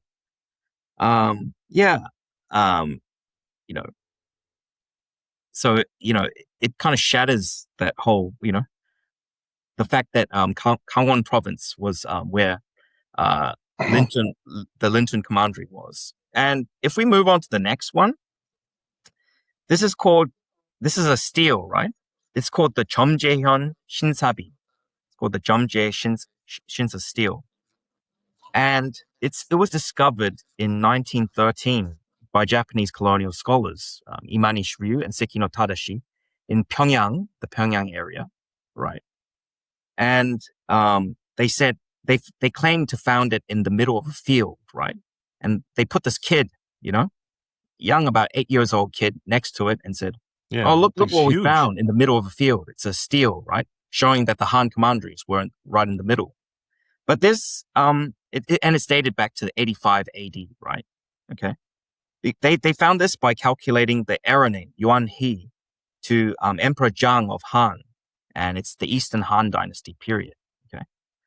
And they claim that, this is irrefutable evidence that, Lelang Commandery is here. But I think the problem is multiple fold. Because first of all, the inscription specifically states that this is carved in stone. So there's two types of things. So Han Dynasty, right? Han Dynasty steel monuments, they're actually until about, roughly speaking, about the late Han Dynasty period, which is roughly about 180 AD or 135 AD onwards, is when you finally get, steels, pisok. Have you guys seen, when you go to graves, right? Korean graves, you see those stones, right? Where they write the name of your, deceased grandfather or grandmother. Have you guys heard of that? Steel. Pisok. Yeah. Yeah. You find that, right? But it's specifically in this steel, Jeomje Shinsa, they say that this steel, the text specifically says that it was written on a stone, right? So so where there's cliffs, right? Cliffs or mountains or boulders, right? They would write Chinese characters on them to talk about, achievements of an emperor or, to talk about certain things about the area and place. So, so basically these steels did not emerge as a common cultural practice until the Eastern Han period during the emperors Huan and Ling, right? So if it's from 85 AD, it should technically speaking be on the face of a mountain cliff, okay? And if it's a mountain cliff, that means it doesn't match with the claim that it's a pisok, which means it's a freestanding steel, right? In the middle of a field, because that only appears until the Eastern Han period, specifically 150 to 180 AD. Okay. So you have roughly a 70 to 100 year anachronism. It shouldn't be there. Is it Back to the Future or something? So, so it's looking like they planted it there.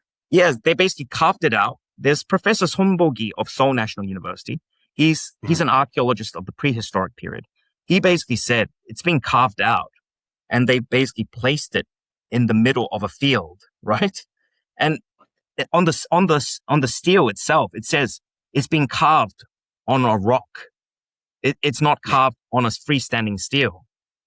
So the Japanese colonial teams pulled a portable freestanding slab out of an open field, but the wording of the stone is telling you it belongs on the side of a mountain in China, while the physical object was found propped up with modern cement in a North Korean field. There's multiple incidents of stuff like this, with blatant Japanese distortions, alterations of records, anything to legitimize them and illegitimize others. They have a long history of it. And Russia also does the same, but that's a whole other Do they really think that they could get away with this kind of shit? Like, honestly, of course, dude, like during that time, they believed that they were the top dogs, bro. They thought they were going to live forever. Do they think no one's going to like check the steel and see, hey, wait, why this is supposed to be a rock carving? Why is this standing here in the middle of a field? Well, it's really like no one 1920s. This was like discovered in 1910s, I think. 1913.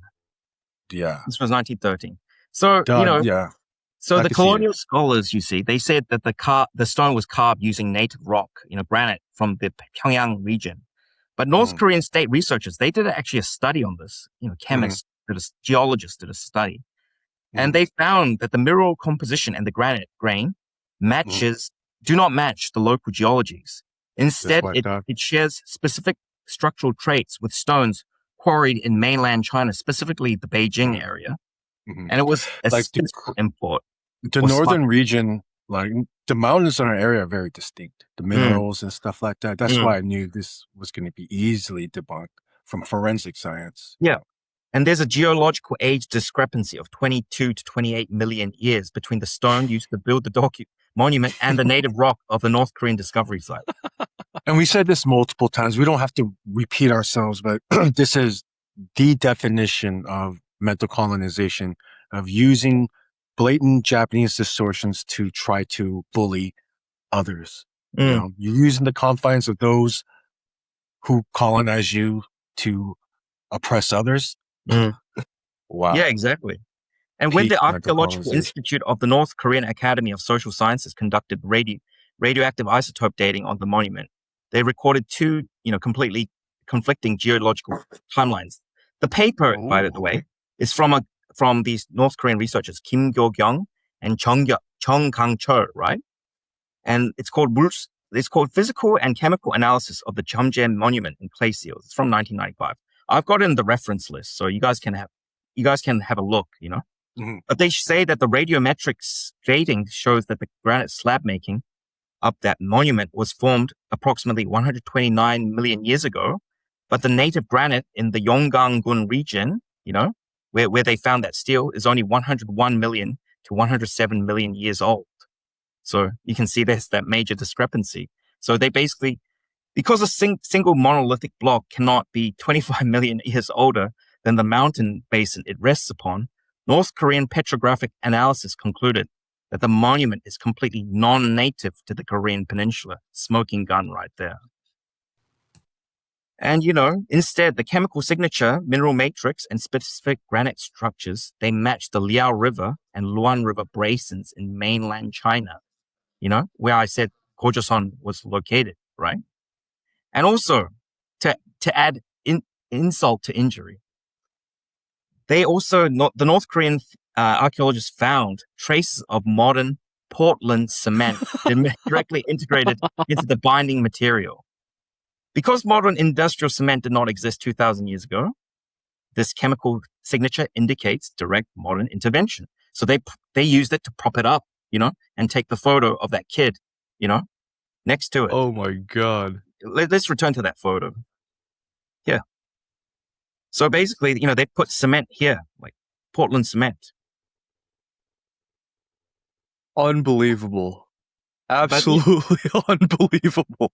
But how people get away with this, right? They just say, "Oh, it's North Korea. You can't believe them." They come up with bullshit claims. That's their only way of wriggling out, really, discrediting North Korea. Even if North Koreans have published this and made this available for people to study, they just there has been decent research coming from North Korea. Yeah, it's just their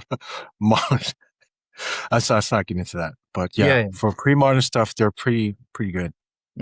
But that because of their reputation, they just get discredited, right? And obviously, these other historians say that it's been planted, repositioned, or heavily structurally altered, which I'm actually quite convinced by that. I'm not sure if you guys feel convinced by it, but I feel very convinced by it. I mean, I'm pretty convinced of it. Yeah. I mean, on just not even the chemical testing and stuff, already it's looked like it was planted there. Yeah, I mean, something like that just wouldn't just pop up in 1913. There would, there's millions of people who live in Korea. Yeah, no, we were also big history buffs too. It would have been documented somewhere. For sure. Yeah. Now, the next smoking gun evidence, which South Korean historians and say that it's a smoking gun proof that Lelang Commandery is in Pyongyang, is this mokgan or census slip, okay, that they found back in 2006. And it's a wooden census slip from 48 BC found in a Pyongyang tomb, okay? And the flaws of it is standard Han administrative slips, like those found in Juyan, China, are uniform, thin, and narrow. But the Pyongyang slip is a crudely cut, thick, flat board that resembles modern saw work. Han regulations required long tallies to use both sides, of the slip of the wooden board. But the Pyongyang slip leaves the reverse side completely blank. Okay, which is obviously it just makes the authenticity. It's forgery.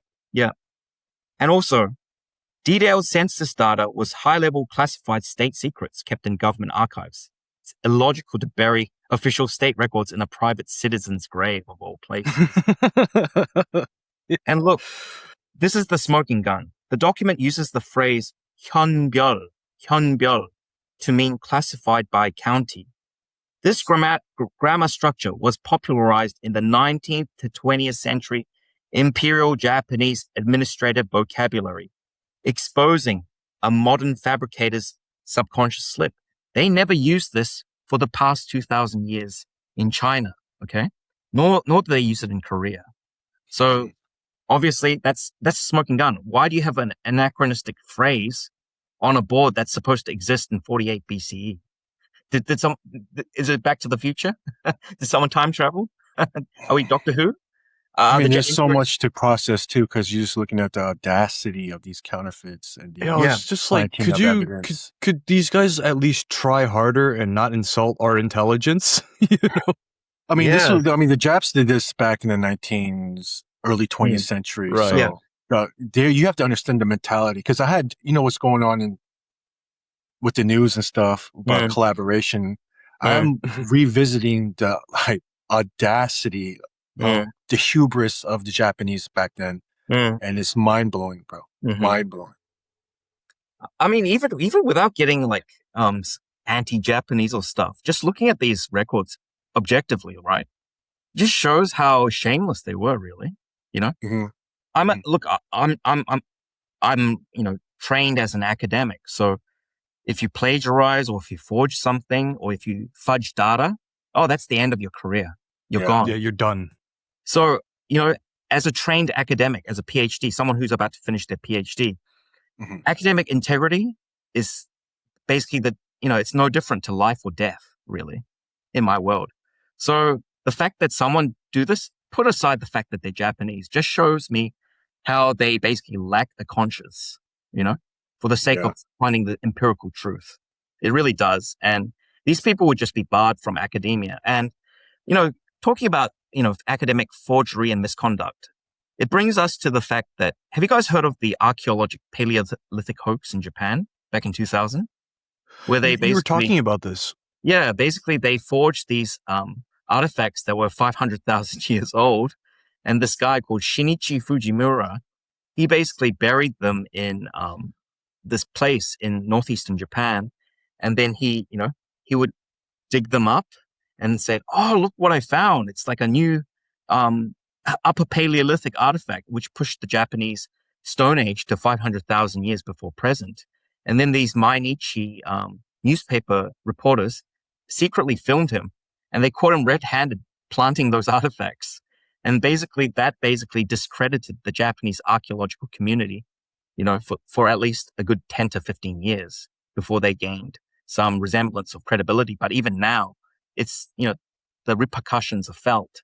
So the fact that they were doing that in the 20th century, and the fact that they were it's no surprise that they were doing it in the 19th century or the late 20th century, right? Early 20th century, I mean, because they were doing it as recently as 25 years ago. But we have to give the mainstream scholars a bit more credibility, Yes. right? So what's their strongest case or argument? So one of their strongest arguments is the fact that, how do you explain, the 2,000 plus tombs found in Pyongyang, which they claim is smoking gun proof that Lelang Commandery was in Pyongyang. But actually, so one scholar who's claimed that is called Professor An Jong-jun from the University of Seoul. That's not Seoul National University, it's the University of Seoul. And he's attacked quite a lot of heterodox scholars in the past.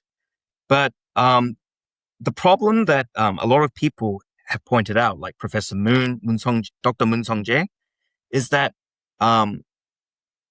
they conflate or they aggregate these mainstream statistics with carelessly, they lump together indigenous log cabin tombs, indigenous jar burials, and local wooden coffin graves, along with a few Chinese-style brick tombs, right?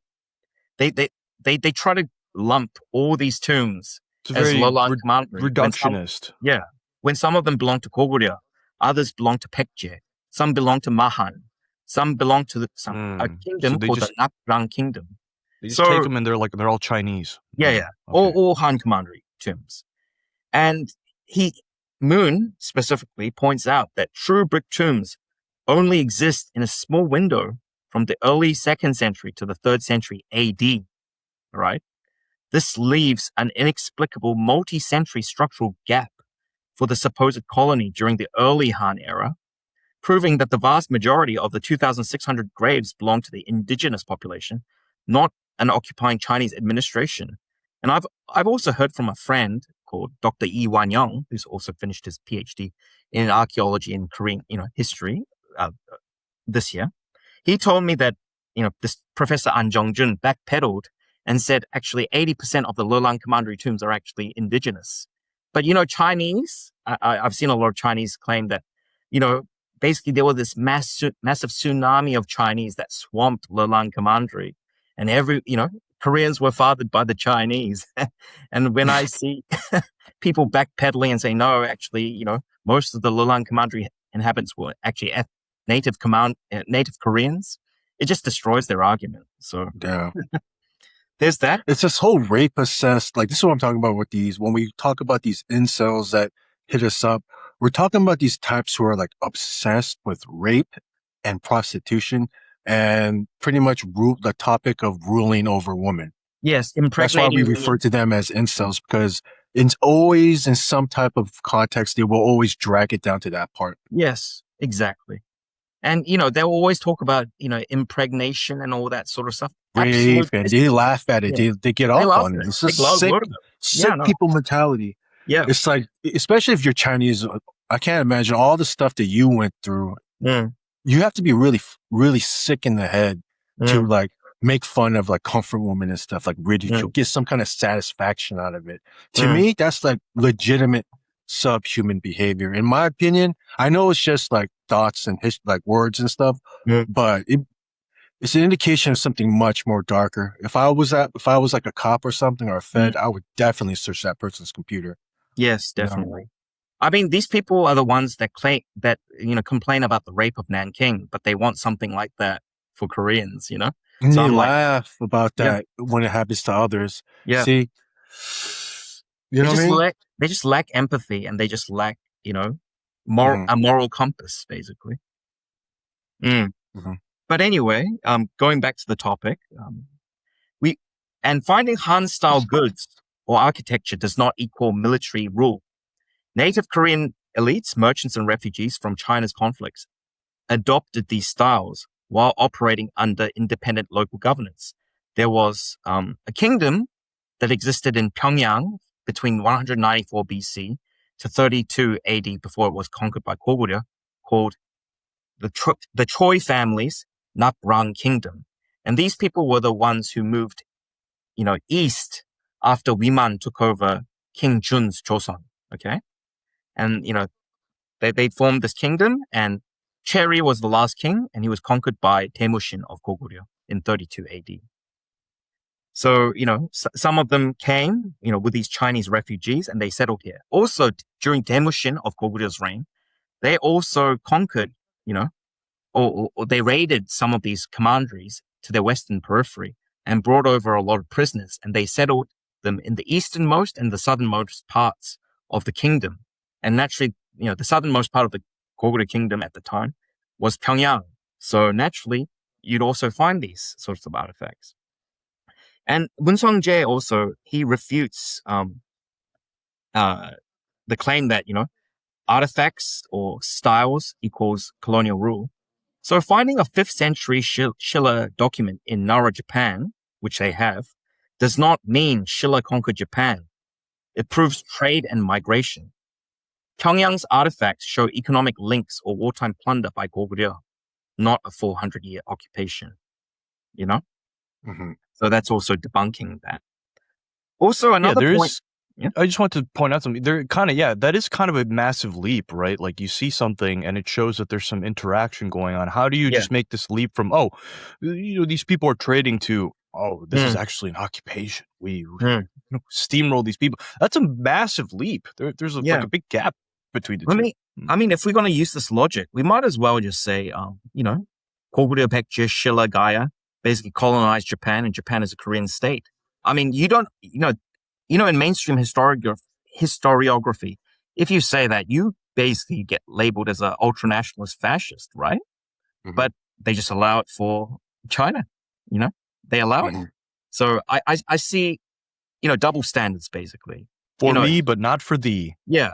If you're going to be consistent, if you're going to make, certain standards, at least be consistent. Don't say, oh, you I can have have actually a research paper that goes into like detail of all the conflict between China and North Korea on regards to history. Like a lot of it's pre-modern stuff too. Yeah. And this is tied with that. You Yeah. know, one of the reasons, I told you about the Liaoning theory for the, what do you call it? For the Pei River, right? Or the eastern end of the Great Wall thing. That actually, North Korea and China actually agreed on that thing because, the Liaoxi region, or, that area that I said was Joseon, right? That is tied with the Shanbei people. The Shanbei people were the people who established the Sui and the Tang dynasties, right?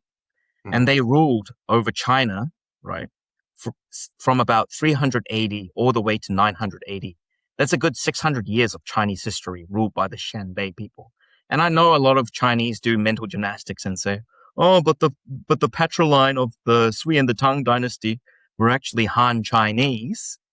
But, that's just mental gymnastics at the end of the day, because if you look at a history paper by a scholar, who published this thing called, I think it's Samping Chen. It's Samping Chen.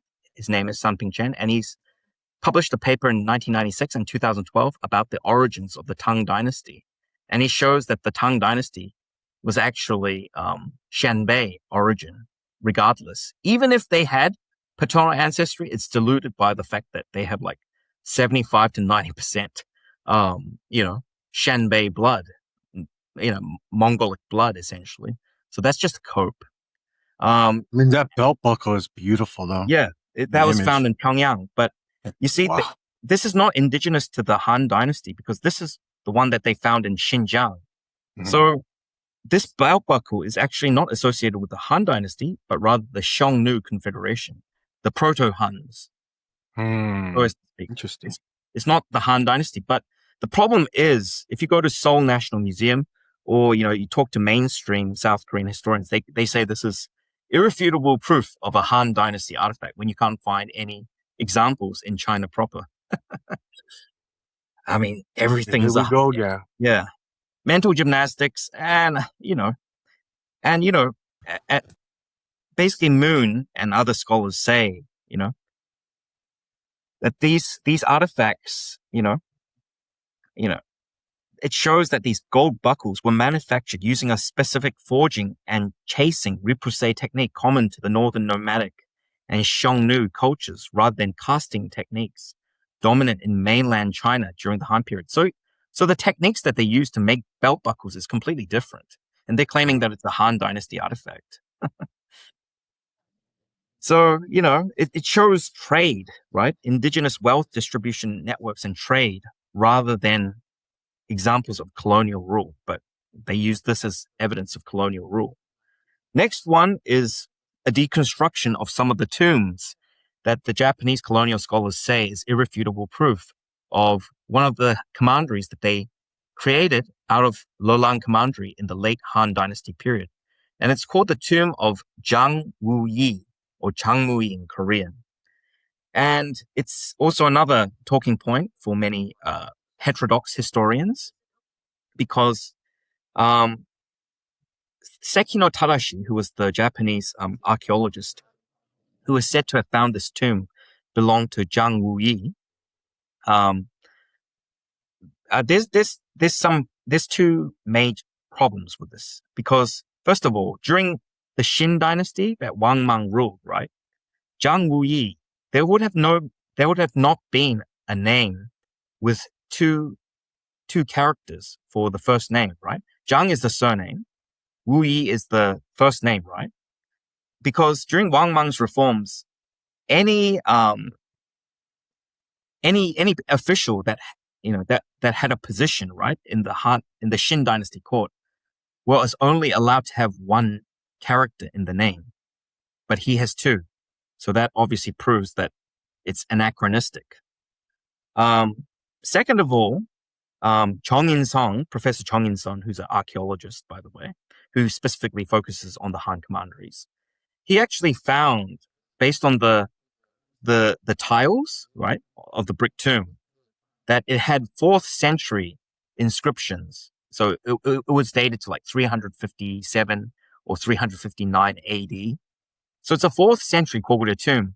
But this guy mistakenly, Seki no Tadashi assigned it to a Han Dynasty governor, which obviously is incorrect. And there's no guy in both the book of the former Han and the book of the later Han with the name Zhang Wuyi, whereas there's other names, you know?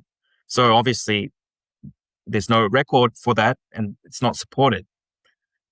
And basically, so basically that's pretty much debunked, right? Basically, you don't have 2 character first names during that period. And also, the tomb, you know, the goods that they yielded were Kogure 4th century goods, not, you know, Han Dynasty artifacts from the 1st century to 3rd century AD, you know? Now, this is some of the other straws that, a lot of mainstream historians hold on to. And it's called, the Lelang Exodus narrative. So, you know how I told you guys, if we look at the maps again, I'll go back to the maps.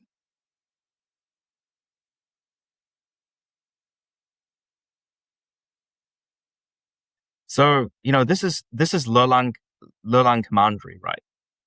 And, you know, this is what the Chinese historical texts support, and this is the mainstream narrative. What a lot of, so Japanese scholars like Imani Ryu, for example, he basically said that, you know, if you guys have heard of Kogure history, they said that in 313 AD, you know, Kogure destroyed Lelang Commandery, and then all these refugees fled all the way here, and they set up a Lelang Commandery here. That's basically the crux of the claim. That's what Japanese scholars have claimed, and, you know, subsequent, you know, South Korean scholars have received this claim and accepted it as consensus. But there are some limitations with that claim, okay? And that's what we're going into, because, yeah, so the claim from those mainstream historians and the Japanese scholar comes from the fact, from a 11th century text called the Zizi Tongjian by Sima Guang. And it says when Kogure overran Pyongyang in 313 AD, the Lelang administrator Zhang Tong, a guy called Zhang Tong, took 2,000 households and fled out of Korea into the Liaoshi region. And there, the warlord Murong Chui allegedly built or reestablished Lelang Commandery. It's like a temporary place to house them, right? But if you actually look, you know, at the tomb inscriptions of an official called Wang Wen, okay, this was recently dug up and found, and these Wangs are from Lelang Commandery, okay, and you know they had also Wang Zhen and Wang Qi, who are also, you know, ancestors of or descendants of Wang Wen, and it completely breaks this timeline through 3 logical flaws. And the first one is the tombstone epitaphs tracking the Lelang Wang clan explicitly document their deep lineage roots. Their sixth generation ancestor, Wang Po, is legally recorded as an official who lived and held in the Liaoshi Lelang region long before 313 AD. By the way, this 313 AD is a date that Japanese and Korean scholars use. Actually, a Lelang Commandery actually existed even after 313 AD, so it never got destroyed, but they say that it got destroyed. And if the Lelang governance and its core aristocratic clans were already fully established and already burying their dead in western Liaoning, eastern Hebei, you know, the other place that I showed, prior to the 313 collapse, they couldn't have been part of those 2,000 refugees that were running away with their governor, you know? And also, logistically speaking, imagine 2,000 households, roughly 10,000 people, trying to break through enemy military lines, you know, when they're having multi-year war between Micheon of Goguryeo and the Murong Shanbei clan. That basically means you're running through, you're taking old men and old women and children, and pregnant women through these military lines across like 6,000 kilometers. It took, for someone in Joseon on horseback, right? When they sent diplomatic envoys to the Qing in the 1700s, right? Mm-hmm. It literally took 6 months just to get to Beijing, and then another 3 months to go to the Qianlong Emperor, the Qing's summer palace, halfway, and then another 3 months back to Korea. So they're trying to say that these people managed to escape very quickly, like, did they have some sort of rocket ship or something? Thousands of, hundreds of thousands of kilometers away through war-torn terrain. All those mountains. Yeah. All those great plains with no water. Clearly, it's a time travel. They use DeLoreans to get through. Tigers, leopards, bears. Yeah. And without being intercepted or destroyed, it's military fiction, essentially. Yeah. And the reason like bullshit. Yep. And the reason the administration transitioned so smoothly is because the commanderies were so close by, that they could just cross over the river and, reach their destination. And to argue that, this Lelang place names in Liaoxi is a temporary refugee camp named after their lost Korean home is quite problematic because, revisionist historians argue these locations were always the ancestral original seats of the commanderies. These emigrant administrative labels were later applied due to the chaotic territorial shifts of the 16 kingdoms of China, rather than a physical mass migration of people out of the Korean peninsula. So, this epigraphical timelines reveal that, long before 313 AD, these Liaoxi-based commanderies were already there. And they're not just refugee centers. They were just fixed, commanderies that had already existed since 108 BC. There's another term that I'd like to show you, which is a smoking gun. And this is only 12 years old, by the way. They only found this tomb 12 years ago. And it was found in Beijing, by the way. And it reads like this. It's from a place called Sanhejiang village near Beijing when they were trying to build new apartments. It says this: Lelang Commandery, Chaoshan County person, Han Hyun-do. Native registration blocks from the heart of Lelang found near Beijing prove its ancestral roots were in Hebei, not Korea. This is it. Yep. This is Chinese sources too, right? Yeah, it's found directly in... Right, China. Yeah. China. So, like it's... Why are they saying that we're coping? Or that we're nationalist. Yeah, would an ultra-nationalist use we're trying to wake up sources? Chinese people to not to use this bullshit propaganda because it's coming from Japan, Imperial Japan, when they were colonizing their country. Exactly. It's wrong, man. It's wrong. This is the tomb that they found in 2014, when they were trying to build apartment blocks. And this is is where it says, Han Hyun-do, Nangnang-gun saram, or, Han Xiandu, Lelang Ren, It's a wrap. 2014. This is from 2014. Fresh. Smoking gun, dude. Man. But, mainstream historians, they say that, this is an example of, those place names being moved, right? But, how was it moved when they excavated it? Yeah. I mean, they fled out of Pyongyang to Liaoxi in 313, but the Wang Wen tomb inscription shows that these administrative units in Liaoxi were already established before 313 AD. I mean, it's true that this tomb is from 593 AD, right? But still, I mean, the fact that they had these place names like stuck there for all this time shows that it's fixed essentially. And I mean, I'll show you this as well. Because these are primary sources from the Qing dynasty as well. Whereas the Joseon, scholars try to claim, Pyongyang was always where, Lelang Commandery and Kija Joseon was. This is what a Qing historian by the name of Kujuyu, Kujuyu, wrote about Han Commanderies. Let me get to that place. Sorry for taking a bit of time, but once I do this, then we'll sort of conclude it. Yeah. Okay. Mm-hmm. So could you? So he writes. This is awesome. Just seeing all these materials, man. Yeah. It's mind blowing. The people who want to argue against this, they have no leg to stand on. Nope. Yeah. It's done.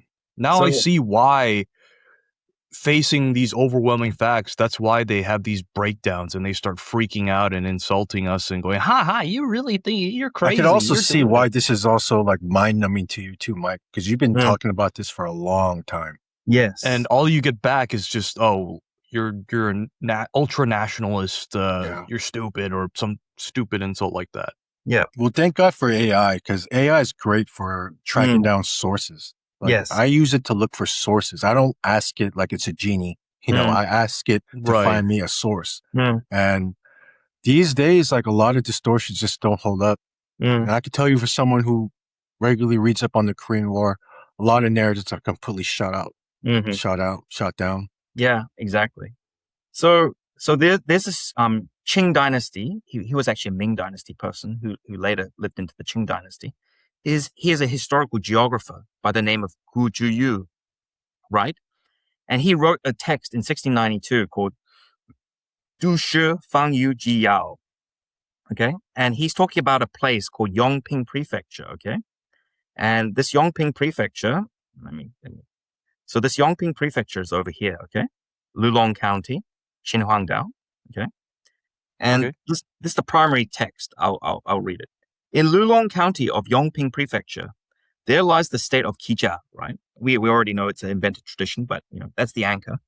The Marquis of Joseon during the Yin dynasty. The Guju kingdom of Boyi and Shuqi is also located within this prefectural border. When Emperor Wu of Han established Lelang Commandery, Chaoshan County belonged to this very territory. And why does it destroy the peninsular narrative? Well, there's a kingdom called Kojukgu or Guju, right? Guju ties Joseon and Lelang directly to the Kojuk kingdom or Guju kingdom. Guju is universally, by the way, this is not controversial. It's universally verified by all mainstream and Chinese archaeologists to have existed along the Luan River in Hebei province. If Lelang and Qijia's Joseon share the same prefectural borders as Guju, they cannot mathematically exist on the Korean Peninsula. Let me show you the map again. See, this is Yongping Prefecture right here. This is Kojukgu. It existed from 1600 BC to 660 BC. Here. If it's here, how does it end up here? Do you have Yeah, those are totally different places. Yeah. Does it go here? Like, what are we doing? Some sort of dimension folding or something? Chukjibab. Yeah. But essentially, this is a top Qing dynasty scholar, historical geographer with all the sources, and he points it out. It's over there in Liaoxi, right? Next to Beijing. So this is someone from 1800 talking about it. I've shown you guys scholars from like 100 AD, 100 BC talking about it. And now, I'll just skim through these other texts. Like there's the stele of Lord Dulu in 566 AD. And he talks this. At the time when Joseon established its state, Kojuk or Guju became its ruler. Its lands were called Gaoliu and its mountains called Miyun. Its territory in Liaoyang was split by the Zhao state, and Wushui was divided by the Qin state. So the important phrase here is Kojuk, Joseon Gonguk, Kojuk Wigun. So Joseon established its state, and Guju became its ruler. So here, have a look at the map again. I've shown that Kojukguk, right? It existed from about 1600 BC, which is when the Shang existed, right? And it ended at 660 BCE. If Joseon established itself and then Kojuk became its ruler, that means that Kojoseon must have existed before 660 BC and as early as 1600 BCE. Although we don't have surviving records, this means that Kojoseon existed during the time that the Shang dynasty also existed. Wow. This is also something that I find a lot of Korean and, non-Korean archaeologists glance over altogether. But from that logical deduction, we can find that Gojoseon existed during the Shang Dynasty period. That's mind-blowing. Yeah. So these findings were found by another doctor called Dr. Shin Baek-gang. I've also met him. He's also another heterodox historian, and he's studied classical Chinese characters for over 60 years. He learned that sort of stuff when he was 5 years old, and he's a master of classical Chinese. He's probably one of the top scholars in South Korea, but he also, again, he gets demonized for being a pseudo-historian. He's done a master of classical Chinese at National Taiwan University and a PhD in Korean history at Yanbian University in China. So wow. I'm getting his arguments. From the Song Dynasty, in the Taiping Huanyuji, which is a geographic encyclopedia compiled by Jieshi in the late 10th century. So this is around early Goryeo period. Look what it says. Joseon Fortress, the land where Wiman or Kija was enfeoffed. Today, there are abandoned city ruins. And he mentions that this is in Pingzhou and Lulong County. And as I told you, Lulong County is next to, Yongping Prefecture, where Guju is. So again, this points that, the ruins of Gojoseon were in Qinhuangdao, Hebei province, rather than Liaoyang or Pyongyang, There and it is. What does the Wujing Zongyao say? This is a military manual of the Song Dynasty compiled in the 11th century. The primary text goes like this. So it's here. And then I'll go here to translation. Heading northeast across the Baiyu River and travel 70 leagues, a li is about, roughly speaking, about 500 meters to 333 to 500 meters, to reach Danzhou, modern Miyun, Beijing. From here, gradually enter the mountains, travel 50 li to reach Jinggudian. Entering deeper into the winding mountains, mileage markers no longer exist. Cross the Joseon River and travel 90 li further to reach Gubeiko. Gubeiko is the Great Wall, the eastern end of one of the eastern end of the Great Wall. On both these cliffs, on both sides are steep cliffs with a road only wide enough for a single wagon's wheels. And this is quite important because Joseon River or Chaoshan River later became Chaobai River. Chaobai River, by the way, exists still today in China. The reason why Chaoshan River or Joseon River changed to Chaobai River was because, during the Ming Dynasty, how Korea changed its name from Goryeo to Joseon. Once it changed its name to Joseon, they got rid of that name, Joseon River, because otherwise it would give the Koreans a claim all the way in Beijing, right? So here's the Joseon River area in green. This is where the Joseon Fortress is, that, the Taiping Huanyuji from the 10th century talks about. And later on, the Lelang Commandery became associated with this place in, Liaoning province, and later Pyongyang. So, I think that probably gives a very thorough, I haven't covered all the resources because that would take a full day, but I've given the main arguments, and I have this document to share as well later on if anyone wants it. But this is basically a lot of. I mean, the things you presented so far are very solid arguments anyways. So I think if anyone wants you to, hypothetically wants you to go into even more detail, well, they have to debunk all this first. Yeah. So I think, before we wrap it up, let's talk about the political implications. And as you can see on my screen. Why is it, a lot of ancient history, right? How does this tie to today, now? So with today, I guess it's a real politic issue, right? I mean, Matt Korean and you yourself, Bill, and I don't think North Korea will collapse, right? Anytime soon. But there was this report from roughly around 2013. It's from the RAND Corporation. Have you guys heard of the RAND Corporation? Yep. Of course. It's like a strategic military institute. Yeah. There's a lot of research. Yeah. So they talk about preparing for a potential North Korean collapse. Obviously, it's hypothetical. It doesn't mean it will happen. Mm-hmm. But what the report specifically states is that in the event that the North Korean regime collapsed, there will be a flood of refugees in either direction into South Korea and China. So they talk about this need to create a buffer zone between North Korea and China, right? And, they're doing this, they're basing this off of also historical, claims, right? And although, people being naive would think that China being a, law obeying or abiding country would, would move out of North Korea once things became stable, right? If North Korea collapsed or something. But the truth is, look, we've seen what's happened in Ukraine, right? People were saying, oh, Russia's not going to invade. Russia's not going to take over territory. What happens in 2014? What happens in 2022? You have, Crimea and the Donbass and, they've been saying that Russia's been going to sweep Ukraine in like 2 weeks, every fucking 2 weeks. 3-day special military operation. That's how it was phrased. Yeah. And basically, it ended up, as a protracted war. So with the Chinese, right, as the Mad Korean pointed out, their official stance is they've never invaded anyone. Okay.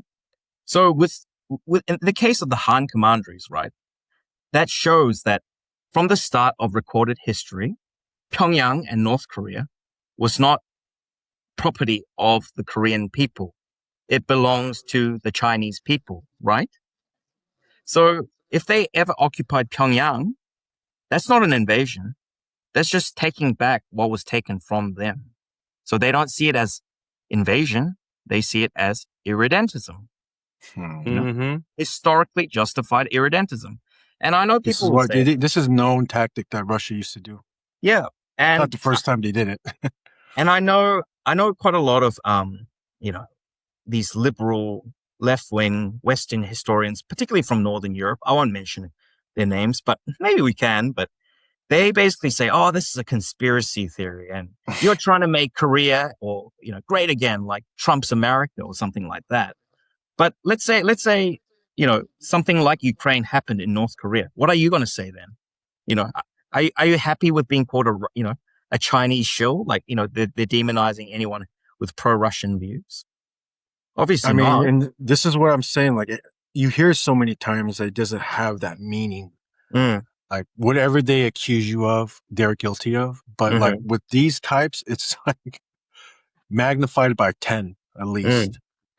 Exactly. And there's also a paper by a Chinese scholar in Delaware University. His name is Yuanchon Wang. And basically he wrote a book called The Provincialization of Korea and about China's imperial historiography of trying to incorporate Korea as a province of China. And basically that's Northeast Project translated into English, basically. Pretty much. And the citations, I mean, a few come from Chinese, but most of them actually come from South Korean scholars because the South Korean scholars placed the Han Commanderies in Pyongyang. So basically, he basically says what I've just said. North Korea belongs to China from the beginning of recorded history. And he does it confidently. And his name is Yuan Chong. Balls on this guy. Yeah. But he's not demonized by other South Korean historians. And he's not demonized by these people who talk about debunking pseudo-history and nationalist pseudo-history. He's just given a free pass, because he can use all these things against. He's just using what South Korean historians and South Korea funded Western historians are giving to him on a platter. And if I was Chinese, I'll be probably doing the same, right? Being opportunistic, right? If your enemy is giving the gun to you, you wouldn't you shoot? I would shoot. Right? I mean, that's how you know if a Korean is a traitor. Just look into their interpretation of history, show them proof to correct them, and look at their response. Yeah. If they freak out, if they keep on holding on to that same narrative, that means, I don't want to describe. I don't want to start swearing, but yeah, I think you guys could. So basically, this is at the end of the day, all this stuff about China stealing 고조선 부여 고구려 백제 and pare, that's all self-generated. It's all South Korean scholar generated because they didn't change what the Joseon-era and the Japanese colonial era historians and archaeologists made mistakes on. They just kept it. They just retained it as status quo. And this is where, we're basically shooting ourselves in the foot. And you can't really blame China when you're basically providing them the ammunition to shoot at Korea, right? Yeah. I mean, it's not the anti-Koreans that are the dangerous, that are a threat. I mean, I want to say, they're not like an imminent threat. The worst of the worst is actually the traitors. Yeah. It's our own who's are the worst. And we see them in the diaspora as well. They throw people, time. They throw us into the Big ground time. for seedlings or, other people or, Chinese or whatever. They betray us, And I'm I know we all have divided opinions about Kim Gu, but Kim Gu is famously attributed for saying something along the lines of, I would rather kill a traitor than I would like a Japanese colonial authority. Yeah. Yeah. That's what he said. It hurts more when something it's your about own a bullet. people. Bullet for someone reserved. If I only I'd had rather one use bullet, a bullet for a traitor than an actual Japanese. Yeah. And just to clarify, we're all fans of Kim Gu here. Yeah. But we have different opinions though, but still, we're all big fans of Kim Gu here. Yeah. Although towards the end of his life, there are some things that we'll talk about in a later podcast. Yeah. That will be one of my episodes. That's mine. Can't wait for that.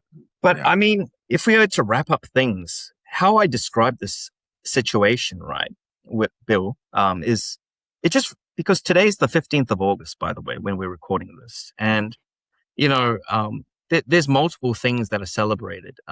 One of them is Korean independence, right? Yeah. Another thing is because although I don't classify myself as religious and my family is still, Roman Catholic, so I just went to the service, is the priest there was talking about this, and he was talking about religious dogma and how, because religious dogma changes over time with councils, they have conferences and they agree upon it. And he was telling how not all these councils were done through peace, right? Peaceful debate.